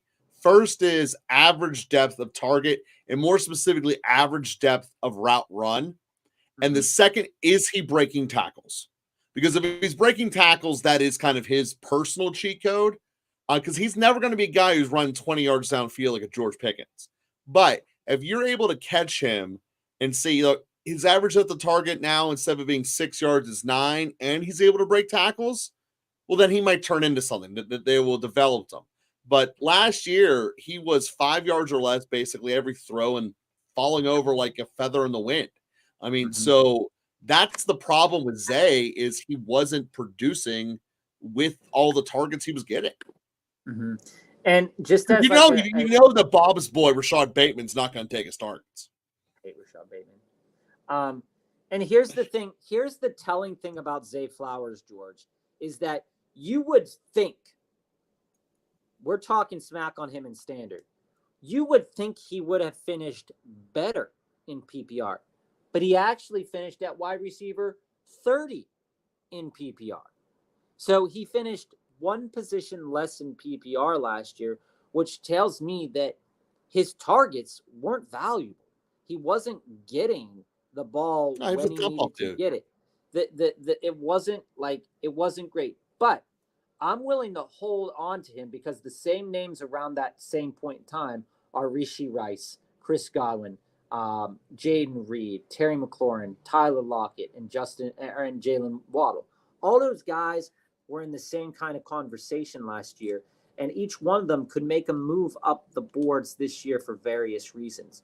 And we know with a guy like Lamar, if Lamar likes you, and this is just one of those emotional things again, if Lamar likes you, he's going to find a way to get you the ball. And he seems to like Zay Flowers, and he's going to find a way to get him the ball. And like Joe said, focus on that average depth of target. Focus also on, is he even being on his targets? Is he going to be a guy that can, where are those targets coming from? Are they coming between the 40s? Are they coming between the 20s? Is he being used in the red zone at all this year? Because we suspect Derrick Henry is going to be used a lot. Mark Andrews is going to be used a lot. So if there's no potential for an upward swing in touchdowns, Zay Flowers has minimal to zero value to me in a standard league. And that's but I want to see that before trading away, because I don't think you're going to get anything good for him right now, especially in standard league, because everybody knows what he did last year. But if you do that, like I was saying to Miggy about Christian Kirk, I think Zay's value is kind of plateaued right now. And if you're targeting guys, you're just going to be targeting similar players that are kind of, where they're at. You're going to be targeting, like the Christian Kirks, the Terry McLaurins, guys that people don't really believe in right now. That's kind of where that's at. Steve, we'll get to that in a moment. I want to get back to Bronson here. What if I stuck with getting Purdy instead of Burrow, and I also asked to get Javonte? So Debo, Waddle, Mahomes for CD, Purdy, and Javonte. So you're welcome, George. Here's where I think about this is that, like Joe communicated, Bronson, is Purdy's value with Debo makes it feel, and realistically, statistically wise, because this offense is so efficient, I think that if you're going to own Purdy, you want to own one of the valuable players there. And I believe, if I'm not mistaken, you said that if I'm looking back here and saying that you don't have Ayuk, you don't have George Kittle. So getting back Purdy and not owning Debo, or not owning Ayuk, or not owning Kittle, the value is tempered for me, because yes, he did finish as a top 5 quarterback last year.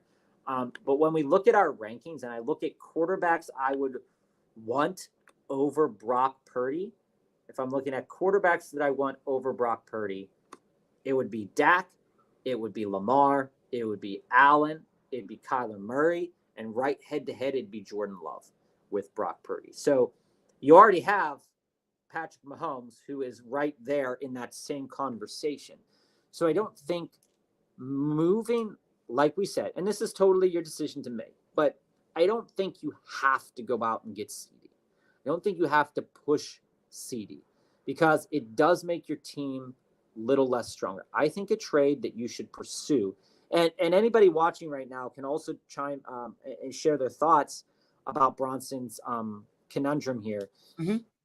Is when Cameron, go ahead. We'll get to yours after we answer Steve's question. We'll get to your thought. We'll get to your team, Cameron. Absolutely. So when I look at where your team sits right now, it's that 3 flex thing that's really getting me. Is that you want to start your strongest players, absolutely, but your running backs right now, I think you're giving up the 3 best players in this deal. You are. And I'm not saying that CD's not our best wide receiver that we have right now, but I think in the totality of the deal that you are weakening your team by a substantial amount on a week-to-week basis. So if I were you and I wanted CD, I would pursue CD with a different frame of mind. Taking a look at your wide receivers here, I would try to do something like Debo and McLaurin. If I wanted CD, I'd try to offer Debo and McLaurin if that's what I wanted to do. Knowing that you don't have a Chase. Here's the thing too. Chase and CD for many people are like this and this, right? We value them very similarly. For us though, We value CD We don't. a lot more. We value CD a lot more. And so if I were to want to walk over and do this deal, and I want it, and my goal was to get CD Lamb, and I don't have Joe Burrow, I go, hey, chase for CD. And the guy will counter, I don't really want to do that. And you go, okay, well, what would it take? Chase and Terry for CD? Oh, no, Chase and CD, people will take that. People would take that. I mean, you might got to keep in way later juice than Terry, though. I mean, yeah, but what I'm saying is it's a conversation starter, Joe. It's definitely a conversation starter. I don't think I'd do the trade. If I own CD, I don't trade him at all, though. I'm just being totally blunt. Or I would make people overpay. So that's the thing. When we were in our auction league recently, one of the guys I wanted to get was Sam Laporta. And last year, I was constantly trying to get Sam Laporta. So I was talking to our friend and I said, I wanted to bid on him, but it got a little bit too expensive. So I was like, you trade me Sam Laporta? You trade me Sam Laporta? People will wear down. Will wear down, but players like you will wear them down. Players like CD, players like Laporta, players like Bijan and Brees, right now they're at their utmost highest value, and you are going to have to trade too much to get them. That's all I'm communicating, is that I think you're trading too much. I think it's worthy to go out and get CD Lamb, but temper the expectations. Welcome, Josh. We'll get to your question here after we do Cameron's and Steve's. So hope that helps, Bronson. Feel free to keep dropping us messages about your thoughts. I do think it's, let's continue to tweak that. Start DJ Moore or Amari week 1. When we look at the week 1 games, like Joe was saying, they're going to want to continue to throw the ball there. We look at who Chicago's playing. Chicago, and this is a fun fact. When we look at the Chicago game, the Chicago and Titans are, from the Sunday main slate, one of the higher over and unders. From the main slate. No defense. Chicago and Tennessee are one of the higher over and unders. I'm on DJ Moore. I think I start DJ Moore. I think that he'll be a comfortable player to target this week for CD or for Caleb Williams. And I think that Amari Cooper is going to have a decent enough game for sure. But that over and under is really high, and these teams' defenses are really not great. And I would take the Bears. I would take Caleb Williams showing out in his first game with DJ Moore this week. Where do you fall on that, Joe? Again, you're more on Moore than I am. I'm more on Cooper. That's just the way that we are, Steve. For two reasons why, and they're literally the opposite of each other. Cleveland needs to show that Watson doesn't suck. There's no other nice way to say that. He's basically on his last chance, and there's actually not even a guarantee he's going to play. So I believe Cooper's going to ball out, plus you had all the Dallas stuff. And in general, I'm down on Chicago because of their head coach and their culture. It's way too conservative. I don't believe they're going to open it up in the beginning. I think you're going to see a lot of conservatism, which doesn't relate to good, strong fantasy numbers. So I got a team that's, from an organizational standpoint, desperate to prove something, and the other one that's trying not to break their toys. I mean, this is you go out, you go for Gusto. Give me a Murray. I will fight that to the point where I would be a little bit more concerned with Roma Dunze week 1 than I would DJ Moore week 1. I think. Well, DJ Moore's more stable, but I think the ceiling of the two is Cooper. That's fair. That's what I go for. Both valuable points, Steve. Take those into consideration as you're making your roster decision. The over and under in the game for Chicago is definitely higher, so that's something to consider as well. Cameron, welcome, Cameron. And Josh, stick with us. We'll get to your team, and Bronson will get to you as well. 12-team full PPR. Karen wants to know how he did. So 9th pick in the draft Chase at 9. That's crazy. Chase, Gibbs, Jacobs, Mahomes, Kincaid, Deontay Odunze, Worthy, Pollard, Hopkins, Chuba, and Jamison Williams. While we're not 1,000 Joe and I don't like Josh Jacobs. So for various reasons, such as efficiency and switching teams, we're not big on Josh Jacobs. Mahomes, with the cast that he has right now, should return to a Mahomes-like season with one caveat. And Joe and I have broke this down before, is that they're probably going to be in the lead a lot. And at this point in time in Mahomes' career, yes, he is an electric player. Yes, he has, he wants to continue to prove himself, but he has nothing else to prove to anybody in the NFL, anybody outside of the NFL. And his main goal before January. His main goal is to win Super Bowls and not us fantasy championships. So take that into consideration as we go further down in the year, where this could be definitely a time where Andy Reid, if they're winning by a boatload, they finally have a running back core that can move the ball. So there might be more chances that later on in games that Mahomes, and this is why he's ranked where he's at in our rankings, where Mahomes could definitely score 3-4 touchdowns before the half, as he's done before, because this is the type of pass that's capable. They're going to use him in the fourth quarter. Once that happens, though, he's probably going to slow down a bit. But so keep that into consideration. The issue I here, like this team. You would. And I'm going to tell you why. Where I like this team is in this lower end of these wide receivers come the back half of the fantasy season. Deontay Johnson was brought in. While Deontay Johnson isn't a stud by any stretch of the imagination, say you're starting 3 wide receivers, you're putting Deontay in as your 2, and you're looking at it and you're saying, okay, in a PPR league, he's probably going to get a decent amount of peppering. Is it going to be valuable? Maybe not.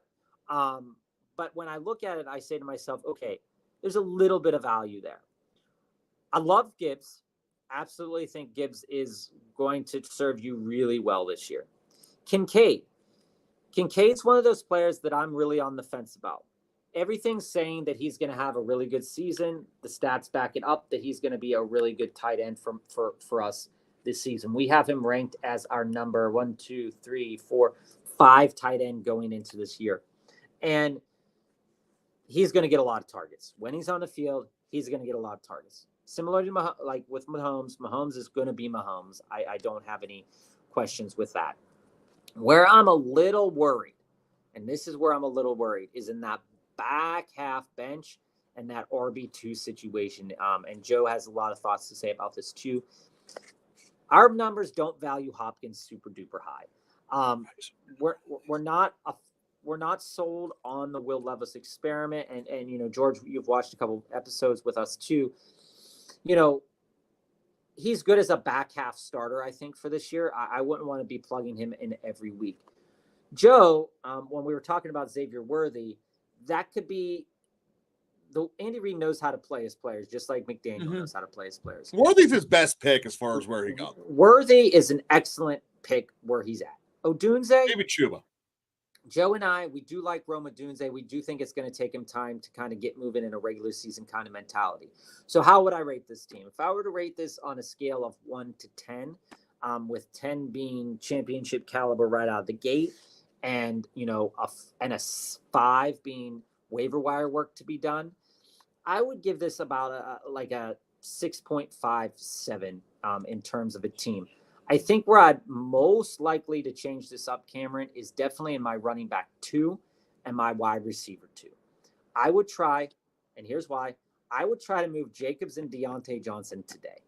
I would try to do that because their value is really high right now. And Deontay's tied to a quarterback. Again, you've all heard it from every content creator that's pushing it out there. Deontay Johnson is almost 75% of these people's sleepers. He's not our sleeper.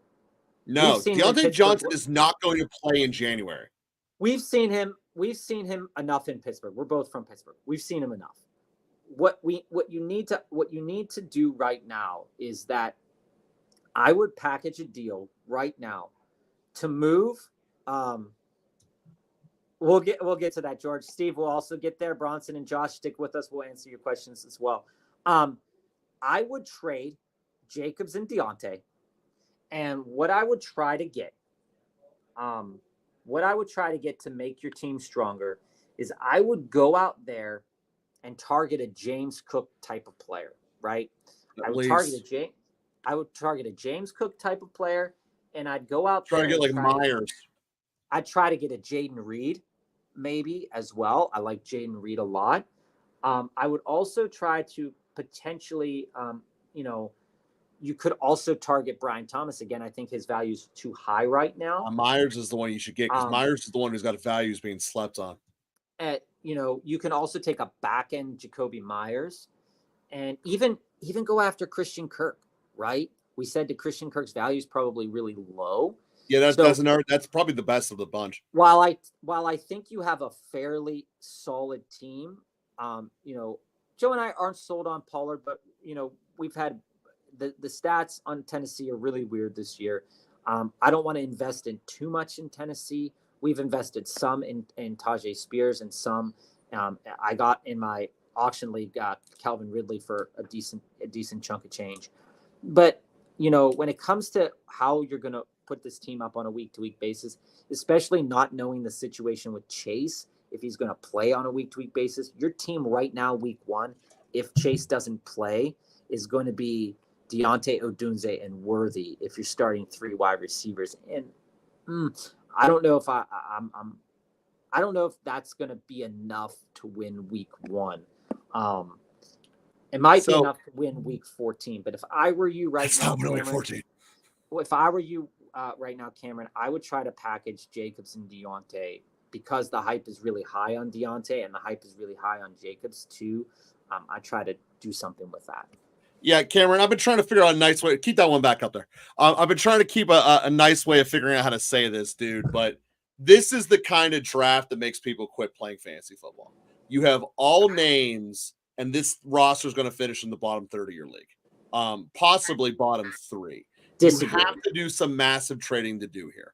Mm-hmm. Between Devontae and Chase, who both have the same agent, if they have any nick on them whatsoever from week 12 on, they will not play. Deontay thinks he's going to get $25 million a year, and Chase is going to get J-Jeff money. They're not risking it. By the way, you also saw J-Jeff sit out about 8 games when he could have played last year as well because he wanted to be 100% for the team. We talked about that a lot. So you were going to see that with Chase and Deontay no matter what. Gibbs, like we said, he's not going to be full strength statistically until week 5. Jacobs is team, you bought him at its peak. Mahomes is not going to be a shadow of himself. Kincaid, possibly. We got him in the same tier as anyone else. Odunze is a rookie, so is Worthy. Odunze, I'm much lower on than Worthy. Pollard, who knows what you're going to get there. That's a low-scoring offense, period. And then you put the receiver there. Pairing up 2 players from a low-scoring offense is not good. You got to do massive trades, and you got to do them now while people still kind of think Deontay Johnson and Josh Jacobs might be something.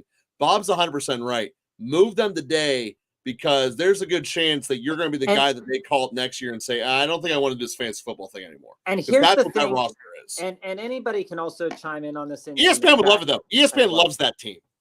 Here's what I want to make. Here's what I want to make certain is that we're here to win championships. And as we look at, I'll post my rosters too one of these days. As we look at a team, we have to say on a week-to-week basis where are these players ranked on a week-to-week basis here? And yes, Dave Canellis did wonders with Geno Smith. Dave Canellis did wonders with Baker Mayfield. But also, Bryce Young, I'm taking him in the last rounds of drafts, getting pandered for taking him in the last round of drafts. If he, especially in best ball, if he hits, he hits. But what I'm concerned about for you, Cameron, is a decision on a week-to-week basis. You have so many players of the same caliber, and you're going to be walking through your decisions on a week-to-week basis with basically trying to decide, do I want to start the 15th best wide receiver, the 20th best wide receiver, the 21st best wide receiver? That's not how you win championships. Basis. And you ask yourself and you say, does the 20th best wide receiver have a chance to be in the top 5 wide receivers in the week? And as I look at it, I don't think Deontay does. I don't think they're going to pass the ball as much as people say. Tempering expectations a little bit. But Cameron, I think if you get some trades done, I think this team could definitely be super competitive. But the reason I gave it a 6.5 is, again, the Chase situation worries me. I like Mahomes. Our stats do also like Mahomes to a degree. There are better quarterbacks for fantasy that we have in our rankings. And also, I would not be Murray hesitant to move Chase. You're going to have to wait till he's fully officially back, but somewhere around week 3, I would not be hesitant to move him. All right, 16 manner. All right, man, PPR league. This is a nice one. Everybody out there. Oh, dude, this is the opposite. 16-man PPR league. Dak, Caleb, Achane, Zeke, CD, DJ Moore, Njoku, Tank Dell. Love it. Dude, I love catching Njoku in there. First, see, this team is built for all or nothing. Achane and Zeke are all or nothing. We both, if Zeke's getting touchdowns or he's getting 2, I mean, that's basically what your day is. I love your receiving room. And Bronson knows that too. You got him. I've said many times the strongest stack in all of fantasy football this year is Dak and CD, and you got it. He has the double stack. He's got. Yeah, no, I mean, at the end of the day, I don't think you're going to play Caleb Williams a whole lot because I'm going to take Dak out. That is the kind of team, especially when it's a 16-man. That's a team that you pencil off of being in your playoffs before it starts. There is strength there. You might have to get a second running back at some point. Let's be real. Zeke could bust. But if he doesn't, you're set, dude. You also have a high-profile flex player. Tank Dell, when Nico Collins was in last year, definitely performed really, really well. So when you look at this team, especially in a 16-man league, there's going to be a weakness somewhere. And for your weakness to be running back 2, that's not a bad weakness. That's not awful. And that's what we were talking about with you, Bronson, is, it's not bad to have a weak second running back, but you also want to make sure you have an upward swing of a potential 20, 30-point guy to hit on your upside on your week 1 or on your running back 1 to compensate for that running back 2 whose value might be a little bit lower. I like this team, Josh. I think that it's definitely one of the teams that Joe said. It's an all or nothing style of team where, Dak can definitely throw up a stinker every once in a while, but you're looking at 2 of these players in CD and Achane who can definitely hit 25 to 30 points on a week-to-week basis. You're also looking at DJ Moore, who has capped out at 50 points. You have 3 players that could reach 50 points in a given week if given the right amount of volume. Then you have that Zeke and Achane week, dude. Then you have Tank, who you look at it last year in the games that he played. Let me pull up Fantasy Pros here real quick. I mean, you're going to be able to pull a trade if you really need that second running back. You have Tank for whoever. Yeah. That before he was injured, he put up 1, 2, 3, 4 above plus 20-point games with 2 of them, or with 3 of them being plus 25. So you have a very strong flex here. And like we said, in a 16-man league, this is the type of team that could definitely win a championship. And Josh, I don't know if you're the kind of league that allows to trade true future draft picks, but I'd walk up, maybe about week 4 after it's shown definitively that JTT is going to be a problem if Richardson's around. I'd offer my second for JTT next year, wait for Richardson to get hurt and win your championship at a cakewalk. And Steve and George, we're going to get to your questions in a moment. Bronson, I'd do this. If you're getting Ahmad, I would do this. Yes. So Bronson, these are other wide receivers that he's targeting to make his team better. And by far and away, if you have been watching any of our episodes, Ahmad's our third receiver. Amon-Ra is, if we're not talking about CeeDee Lamb, Amon-Ra is our guy. Yeah, he's basically tied with Tyreek. We've taken Amon-Ra in our best ball drafts over Chase, over Jefferson, over Garrett Wilson, over Puka. He's our guy. And here's why. You look at, and I said this earlier when we were talking about Sam Laporta, is that Jared Goff, if you think about it in terms of like a gaming perspective, Jared Goff last year reached like maximum Jared Goff potential. You had Jared Goff. I'm sure he did though. At a really, 30 plus touchdowns. I think he's surpassing it this year, Bob. I really do. You know, they don't go outside. They still have a phenomenal O-line. There are some injuries that have happened in the preseason, but this is a guy, and outside of a game where he had 5 points and then an injured game, right? He did not fluctuate from his high week to week average very much, right? Mm-mm. So you look at it and you say, okay, his lowest game outside of that 5-point game was 14.2 points. His highest game was 30 points. So you look at it, and he did that twice. He did 30 points twice. If I'm doing any trade, however much I love Keon Coleman and however much I like Jalen Waddle, if you can do that trade, you have made your team infinitely stronger than going out there and trying to poach CeeDee Lamb, because Amon-Ra is not going to cost you as much as CeeDee Lamb, because people are down on him this year. And they what should reason, I can't figure out. I would do that, Bronson, 1,000%. Absolutely. And Joe and I both like Ladd. If you wanted to try Waddle and Ladd for Amon-Ra and keep Keon, by all means, try something. Yeah, if you can float that, I'd do that. We have Keon, as the summer went on, jumped over Ladd. But we still like Ladd a lot.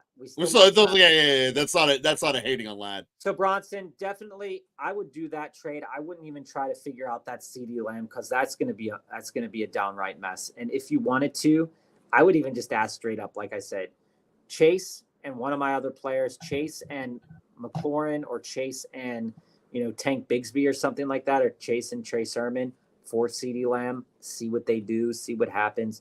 Because here's the other thing.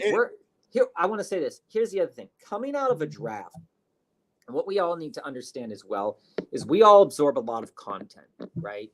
Mm-hmm. And most of the people who are creating the content that is paid content, right? They're floating out there that you want to take CeeDee Lamb and you want to take Tyreek Hill as the first wide receivers off the board. But maybe the guy who wanted CeeDee Lamb and took CeeDee Lamb actually wanted Jamar Chase, but didn't want to be looked at and say, "Oh, I got to take Jamar. I don't want to take Jamar Chase." That does happen. That happens. So float it by him. If you do want to keep Chase, keep Chase. If you want to go for CD and pair CD and Amon-Ra, that'd be a crazy, crazy team. But I'm on team Amon-Ra 1,000%. And just to hit one more thing about Amon, so in our auction draft, we don't always fill our rosters. The guy who picked up Amon did not have a full roster. I floated him for Amon Metcalf, Devontae Smith, and James Conner. All three of them for Amon, and still got shot down. Right. And that's a much better haul than what you're perceivably going to get for Amon. So, yeah. So I would definitely try back for there. that. Get in touch with that guy ASAP and go after Amon-Ra, because that makes your team really strong, and you don't have to give up Debo. Because here's the thing, and George, George, you've been with us for a while. Debo is one of those players. Definitely could shit the bed. He's an all or nothing type. Give you a 1-point game, but he has the potential to float you 20 and 30 points as well. Mm-hmm. And that's a lot to give up on a week-to-week basis. And his efficiency is not dependent on Brock Purdy. Okay, that needs to be lined up. He can be efficient and electric without Brock Purdy having a great game. Yes, that's important. Steve had the 7th pick in a 12-man. This is the team: Allen, Achane, Pacheco, St. Brown, Njoku, Amari Cooper, Chase Brown, Ford, Samuel, Zamir White. Love the starting roster. Yes, absolutely love that starting roster. Now, Njoku, for me, because I don't like players necessarily tied to Deshaun Watson right now, I'm okay with Njoku's the last one before the cliff, though, dude. I'm okay with Njoku. I'm okay with the way this draft went. There's a definitive cliff, and George, we were talking about this a couple episodes ago. There's a definitive cliff, and Njoku is teetering on the edge of that cliff, heading towards the wrong side of it if Deshaun Watson continues to play the way that he did last year when he was playing healthy. But when I look at it, I see Josh Allen. Josh Allen could get you anywhere between 27 and 42 touchdowns in a year. Mm-hmm. So, league winning potential there. You got Achane, who, again, threw up a 50-point game against the Broncos last year. But when we look at the work, McDaniels uses everybody. This is an offense that's extremely efficient. He's going to play, and he's going to get a lot of opportunities to bust out. There could be games where he throws a Debo and puts up 1 point, but there could be equally as many games where he puts up 20, 30 points in a game. So, quite frankly, Steve, the only thing that I wish was different about your team, and this is because how big we are on it, is we don't think Chase Brown's playing. We're all about Zach Moss taking that backfield and owning it, because that's how Cincinnati always does it. They go predominantly with one big dog. So with the issues going on there, I mean, you could say we're wrong and it's going to be Chase Brown's house. I just don't foresee it going that way based upon the history of what Cincinnati wants under this administration. Chase Brown doesn't really fit it. So you might get some pass catching there, but do you really want to be fighting Chase and Higgins with a receiving back, or do you want the main guy who's going to fall in the end zone like Mixon did? So that would really be the only thing I would do in terms of trying to do a trade here, would just be, hey, just straight up Chase Brown for Moss. You want to do it? Actually, if you can, I would dramatically do that. I kind of fall on the opposite perspective on that, Steve. If you want to, you were talking about, Amari Cooper Ford, in the flex and stuff. Be with a minute, Jeb. Yeah. So that's what I was thinking. You totally forgot you had DJ Moore. We knew you had DJ Moore. We knew you had DJ Moore. So don't worry about that. Steve. So, Steve, what I'm suggesting to you is this: to make your life a lot easier, because you have Ford, Curtis Samuel, and Zamir White as well. What I might think about doing, and I'm not saying Njoku's a bad player by any stretch of the imagination, but what I would think about doing, because people are pretty high on Chase Brown right now as opposed to Zach Moss, I might see if I could get a package where I don't have to continually think about the question marks of what's going to happen with the Cleveland Browns offense. You have 3 Cleveland Browns players on your team.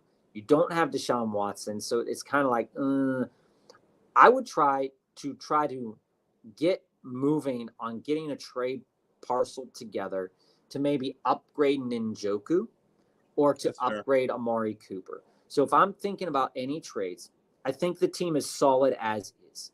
Like I said, we don't know a lot about Zamir White to even give a fair assessment. He did well enough last year. Could be an Alexander Madison situation. We don't know. But it is what it is. It's a starter on a team that's probably going to run the ball a decent amount of times. Then you have Curtis Samuel. Perfect handcuff. Then you have Curtis Samuel, who's going to be on the field. He's going to be a target from Josh Allen. You want a target. This is a great 12-man team. It's going to have a high-powered team. I would try to upgrade Njoku. I would say, okay, Njoku and Chase Brown, and see how high you can go. See if you can go after a Kincaid to pair with Josh Allen. See if you can go after a Trey McBride. Or even if you wanted to upgrade a little bit. Well, the one we would recommend would be Kittle. I'd go. That would be the one we would recommend above all else, because there's too much perception around Kincaid. We think Kittle's actually going to outperform Kincaid, and Kittle's one of these guys that most people go up and click because they have to get a tight end, and there's not a lot of love behind him. I believe that you'll be able to pull that. Assuming that you got a good relationship with that guy. Yeah, and George, you asked what would we grade your team. I think the way your team sits right now, especially considering that it's a throw it up real quick for those who don't remember. Yeah, it's right here. This is Georgia's starting lineup. That's Georgia's starting lineup, and this is Georgia's bench. I think this team is a solid 8.5 to a 9. I think that the only weakness that I would see, which isn't really a weakness at all in this team, is that flex position. You're so solid on your bench that the only thing that's going to keep you back on a week-to-week basis, I think, is figuring out what you're going to flex, because all of them are really great flex options on your bench, right? So we know you, George, and we know you're going to work out some amazing trades this year. And I'll give you one right now, George, because I think you'll be able to pull it right now. I'd do Barkley for King Henry. I'm very high on King Henry this year, much higher than Barkley. Barkley's in a situation where he's got to fight for a lot of ball attention. King Henry, it's built around. And I think you'll probably be able to pull pretty close to straight up, if not exactly straight up, for the caliber there. I actually think if you were to go after a guy like Derrick Henry, if you like Derrick Henry and you think he fits into the framework of your team, I think that Derrick Henry's value is less than Barkley's right now. So somebody would have to give. You might even get a back end upgrade then. There you go. You would probably get an extra piece in there to kind of solidify what you're gonna do. I think it's a solid team. I think it's solid 8.5, if not a 9.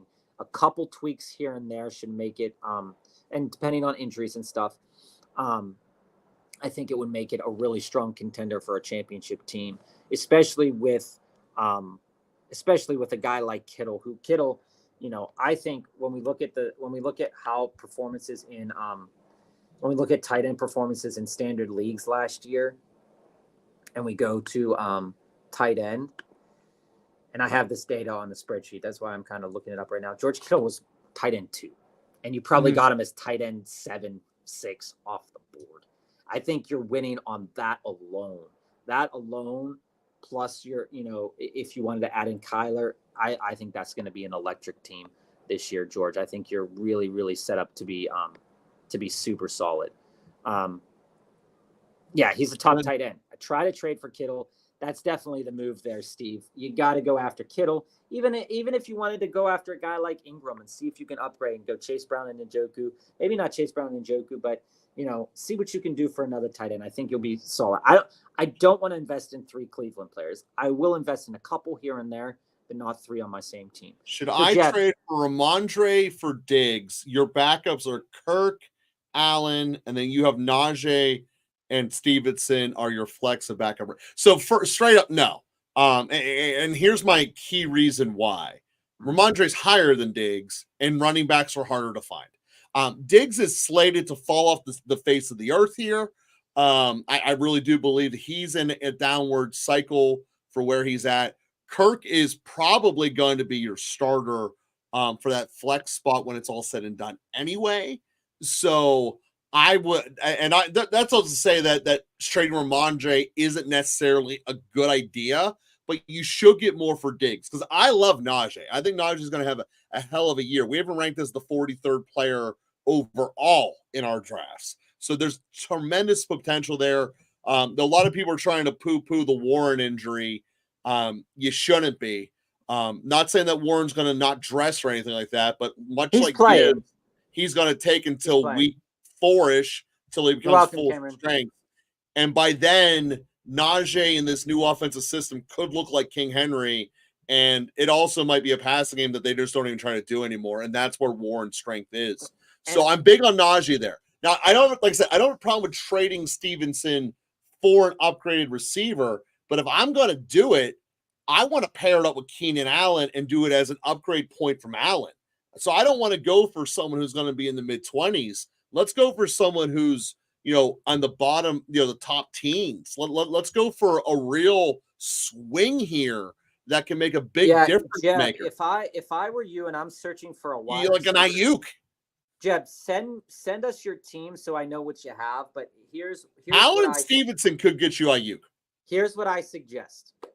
I suggest trying to do what you can to get a guy like Cooper Kupp, a guy like, Mike Evans, like we were talking about.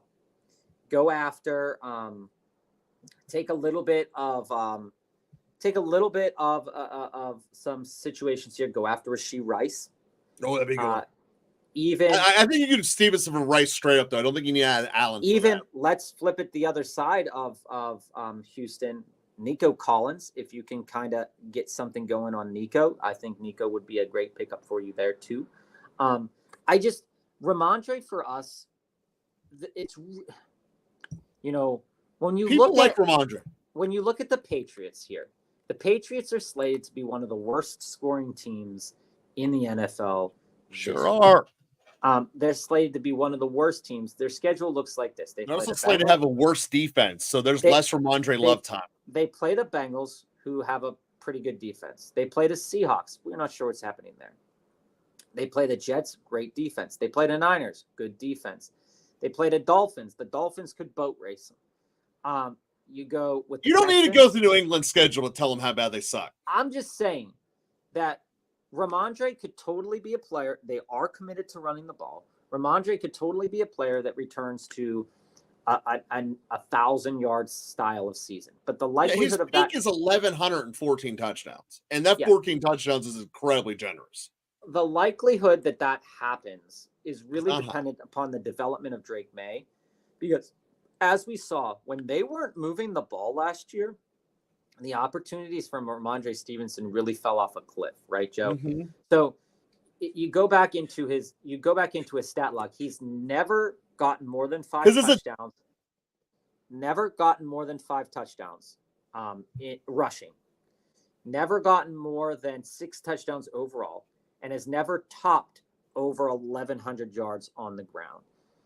Last year was 619. His rookie year was 606, and then he just got the threshold of 1,000 yards. So he's not a player I want to super invest in because it hasn't gotten better.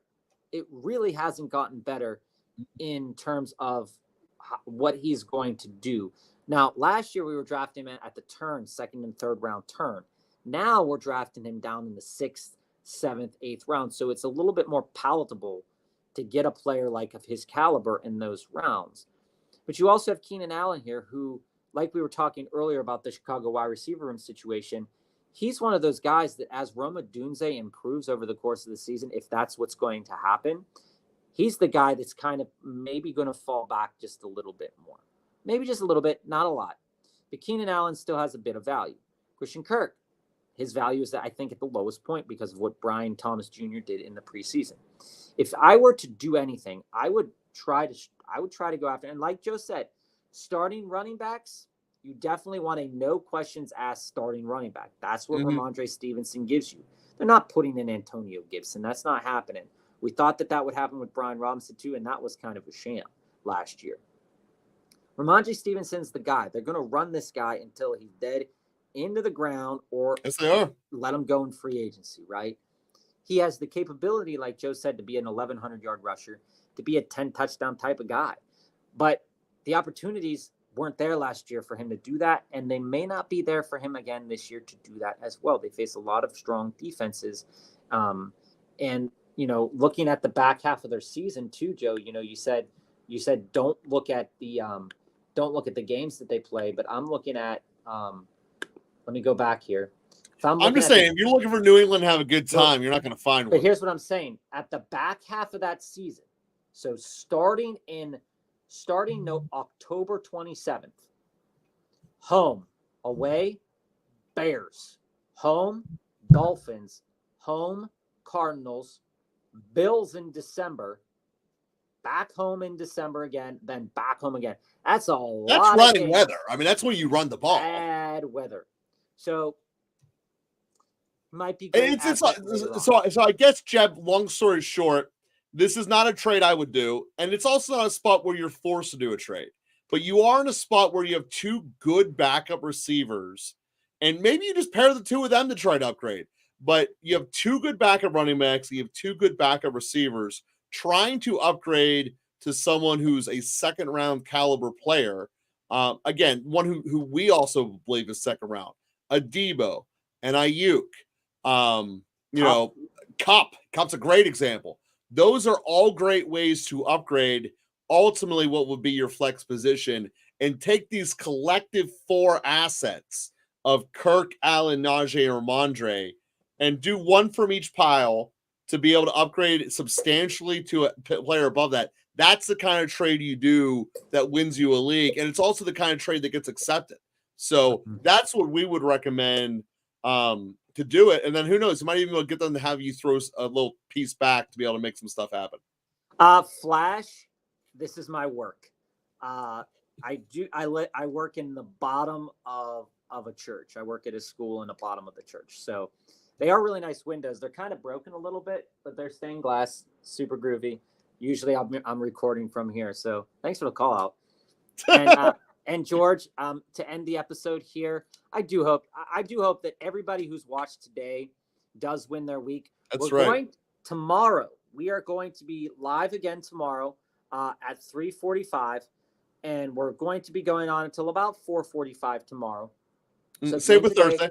we're going to be going on today or tomorrow and Thursday, and we're going to be talking about DFS lineups for this upcoming week. So Joe's going to, as well as answering your fantasy questions Yep. for stardoms and situms. That's available all the time we're live. We're You want your always live gonna- answers 3:45 to 4:45. yeah, we're Eastern. always going to answer. We're always going to answer questions live. Absolutely 1,000%. And we're always, Wednesdays and Thursdays, we're going to be doing DFS. So if you want to build DFS lineups with us, we're going to be talking about a good way to stack DFS teams tomorrow. We're going to point you on to, are we using FanDuel tomorrow or DraftKings tomorrow? We'll figure that out. Either one. All right. But anyway, we're going to be doing DFS lineups. No. Well, we're not using FanDuel. We're going to be using DraftKings over FanDuel. Okay. But we are still going to use some of Underdog. And we're also going to point you in the direction of some of those Underdog draft DFS kind of lineups here that are really interesting to think about. I made an interesting one yesterday that I was kind of excited about. I believe DJ Moore is on that one too. Well, I am all in on DJ Moore this week. You really are. So we thank you all for joining us. Stick with us tomorrow, 3:45. Tell your friends, tell everybody who is in fantasy football. If you want to win, don't tell your league mates because we're giving out some great information here. That's right. And we want you to win a championship. So thanks for joining us. We'll be with you tomorrow, 3:45.